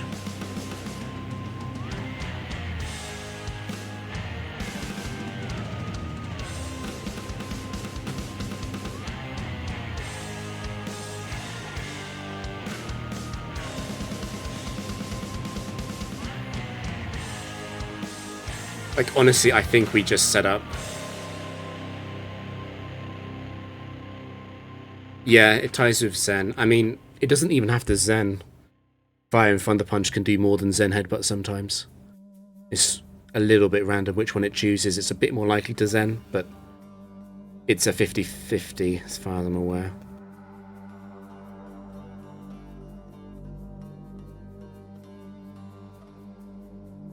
It's a good point. I could flash. To be honest, all I need to do is PP stall head smash. Head smash won't break the sub at -6 without a crit.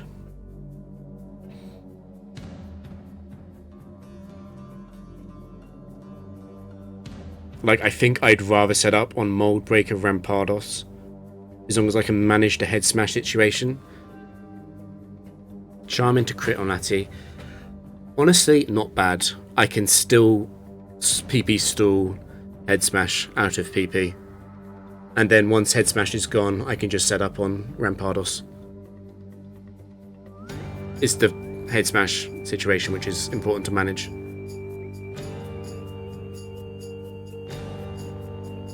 I think I'd much rather do that than Draco twice.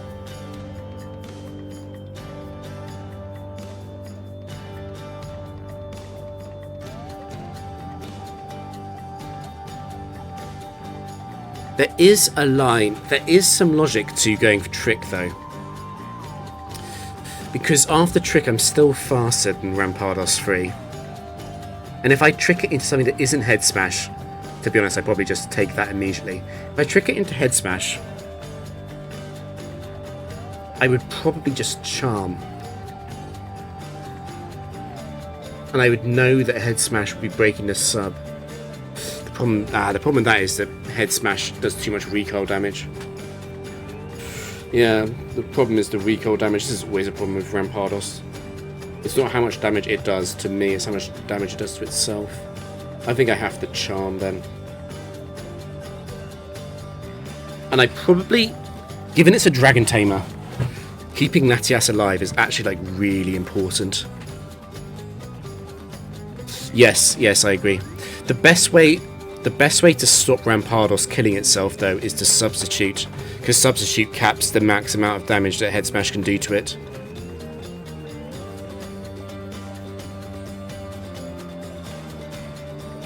I think keeping Latias alive is so important versus Dragon Tamers. So I think it's free charms and switch. And if Rampardos gets a Head Smash crit on Drapion, it gets a Head Smash crit on Drapion. And I'll have to enter the final 1v1 with Latias.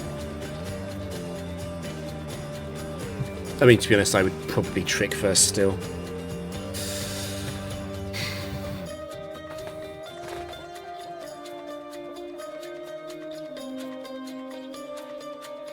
Also, if I take too long in this game, I'm going to get too tired and start playing it badly. I'm also aware of that as a real world issue.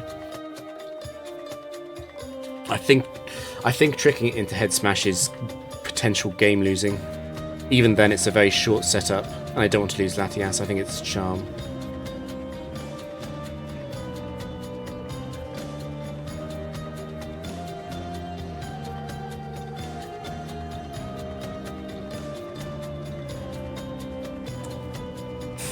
Okay, that's good luck. That is good luck.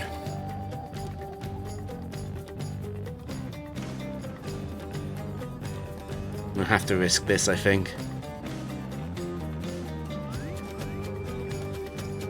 And now we wait for the Head Smashes to come through. There's the crit. One Head Smash. Please stop using Fire Punch. Head Smash me.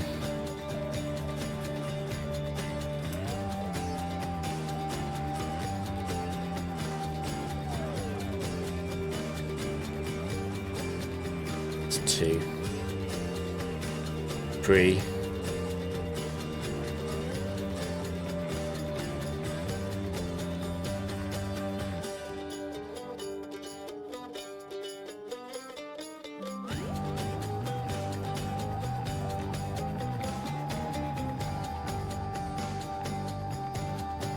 It's 4.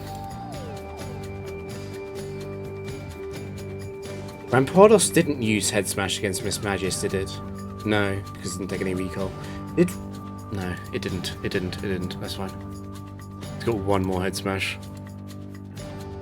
And there it is.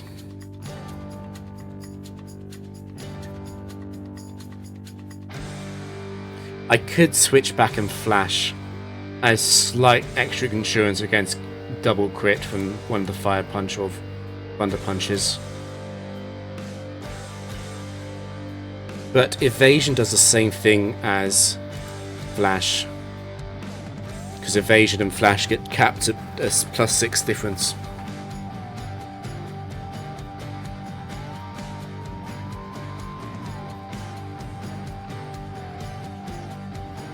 If I don't get a complete setup here, I'm going to be very, very glad that Latias is still alive, probably.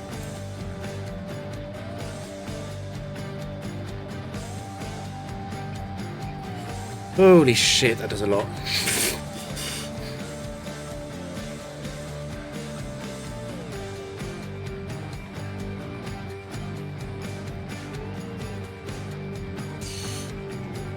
It automatically doesn't choose that. Yeah, acupressure is based.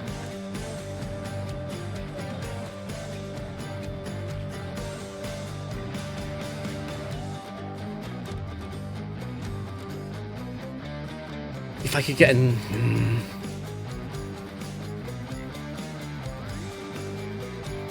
To be honest, it's greedy to go for more, I think.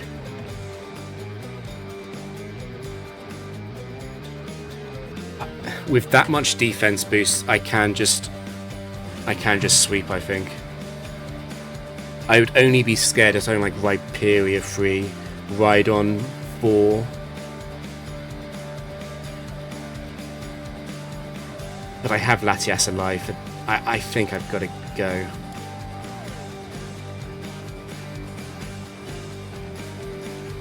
I know I'm missing a lot of boosts. Ooh, what are you?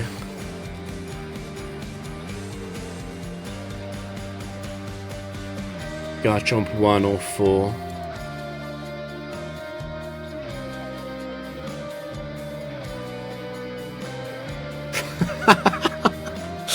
Oh my god, it's Rhyperior 1. Rhyperior 1 punishing not getting fully set up. It's fine. I am going to just Draco this thing. In fact, I'm just going to trick, right? Yeah. I'll just trick, it's fine.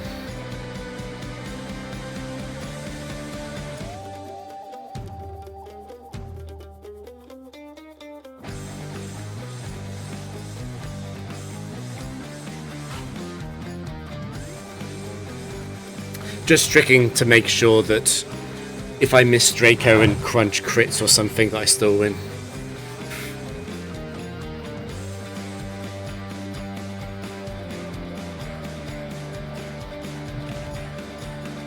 Yeah, and focus ban shit.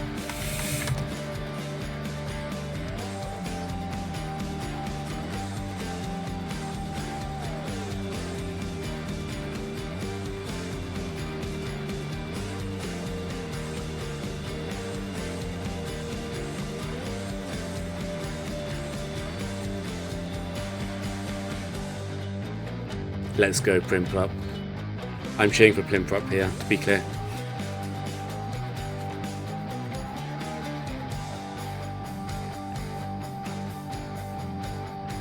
Does anyone want to guess what's in the back? I'm going to go for Dodrio 2 and Omastar 2.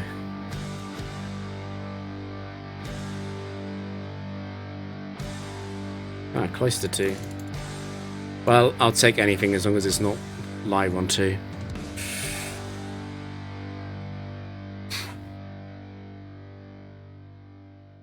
And the last trainer of today is Poliwrath 3.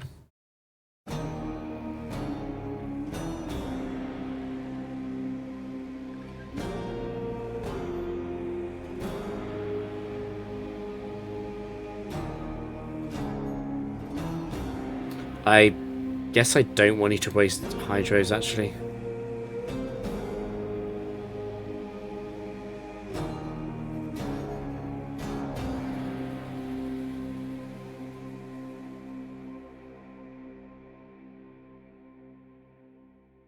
Normally you would use more Focus Blast first.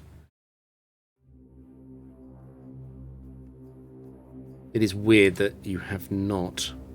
And you want Blizzard before that.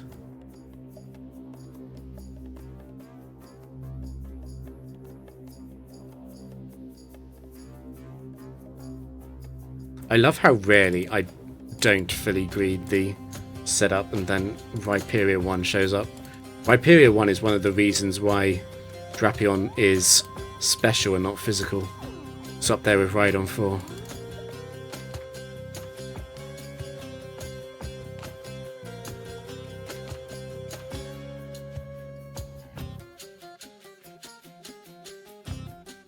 Goodbye, Torterra.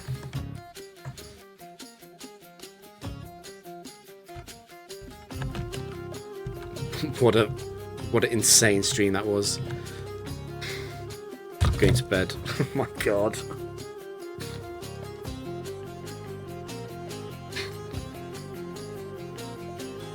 Right, thanks for watching, everyone. Has anyone got a raid target?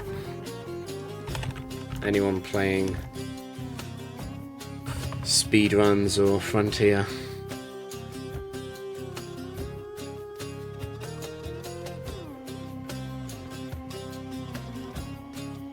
Or are we doing...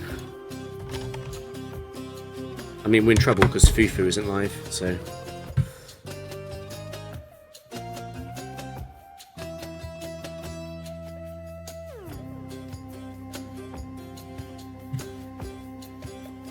Great-o.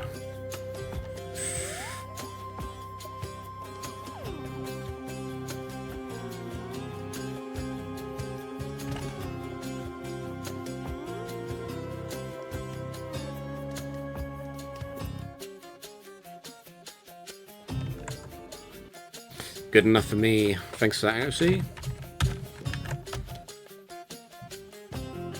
Alright, cool. Thanks for watching, everyone.